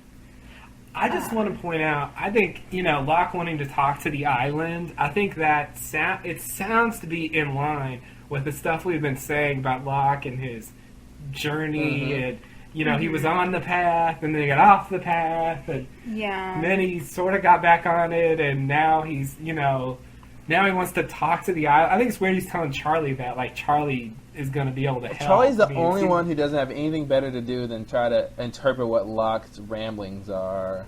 Yeah. Well, if the island wants another sacrifice, yeah, if the Charlie island wants seems as another good a person as sacrifice, any. Charlie's in line.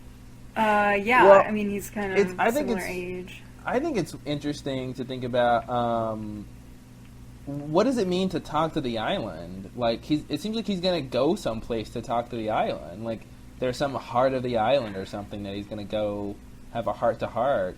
Well, I have a feeling that he's going to have a vision involving Ian Somerhalder, and that is somehow going to direct him to how he's going to go about talking to the island, and hopefully it will turn out better than the Pearl Hatch.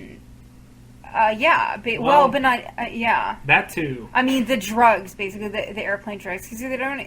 That's not when. Yeah. The last vision that he has with Boone. Yeah. Which basically just ends in him dying. Yeah, it's really weird. And the fact that he wants to talk to the island now that he can't talk, is that just ironic or what? I mean... He wants to have a heart-to-heart with the island about giving him his speech back. Exactly. Why won't you let me talk? Oh.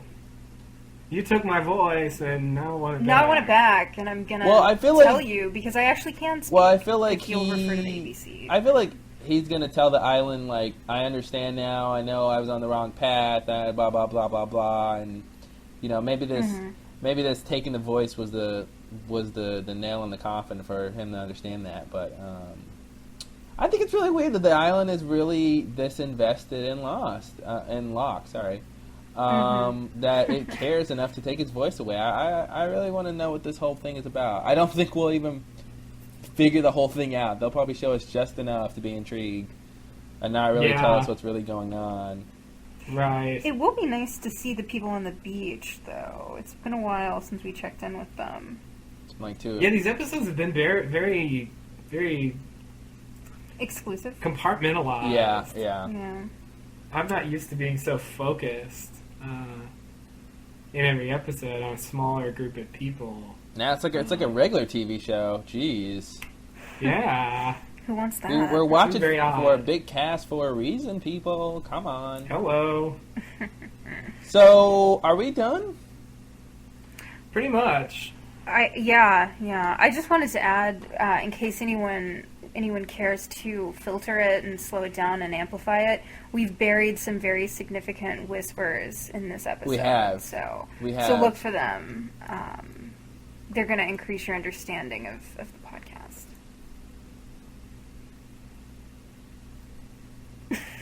All right, so that's that. We're kidding, obviously. Don't waste your time. Yeah, I'd feel bad if people really did that. Well, they're already wasting it on whisper transcripts from other things. Yeah, that's true. Not your listeners, of course. No, our lovely Anyway. listeners. So this was fun. Thanks for tolerating me and my irritating voice for like 4 hours. Yeah, well, hopefully our listeners enjoyed this third perspective. I think... And if you didn't, please don't tell us on the blog, because I read the blog and I don't want my feelings hurt. Nice. Wow. Well, someone's sensitive. No, I'm just kidding. I'm gonna not read the blog for the next several weeks. People, please let us know if you enjoyed the guest host. Not specifically Jennifer, but it was interesting. You know, an experiment for us to see how it would go with 3 people, and I think it worked out quite nicely. I won't be back. What? In case you're Something worried, else listeners. I was going to mention. Oh, thank you to DJ Mr. Monkey MD and Julia, who posted comments on our website. Yes. Thank you for your thoughts and ideas. Oh, can I say something about that? Sometime while we were recording this, this DJ Monkey Doctor fellow posted another thing, and he mentions that he thinks that Alex and Carl had some, possibly a forbidden romance, and I'm totally feeling that vibe off that. Yeah. So. Yeah, I already said For that. what it's worth, I already said it before, didn't I? Did you? No, didn't I say that? I don't know. Didn't you say I said that? I thought you did. I said never mind then. I said they were together. Didn't I say that? Perhaps. You brought it up. Jessica thinks you did. I'm sure that you guys are... I don't know that you said it in exactly those words, but I think you sort of expressed that idea. Yeah, well, Okay. I just think that goes to show that DJ and I are geniuses. On the same page? Maybe you are DJ Monkey. Ooh, don't ruin it. DJ Mr. Monkey MD. Don't ruin the surprise. Okay. I was going to reveal myself to the audience many years from now, after they've grown to love me as Claude. But then they'll come to find I'm the infamous DJ, Mr. Monkey MD. That means you won our own contest. I did, and I bought the damn thing, that's why. Good way to save That was sneaky. some money. Oh, we're kidding. I'm not in Pittsburgh. Oh, that's the only reason you're not him. That is the only reason. Because I've got the medical degree and my DJ skills have been proven. Alright, guys. Well, Jennifer, it's weird. I don't know what you're going to say to close Yeah, I this know. out. You don't What have am a I gonna standard say? goodbye. Well, I'll do the standard goodbye of guest host and say thank you for having me. And it's been a Oh, pleasure. that's good. And I'll do... No, that's all. See ya. Bye. Thanks for listening, guys. We really appreciate it, as always. TheLostLowdown.blogspot.com and email us at lostlowdown@gmail.com.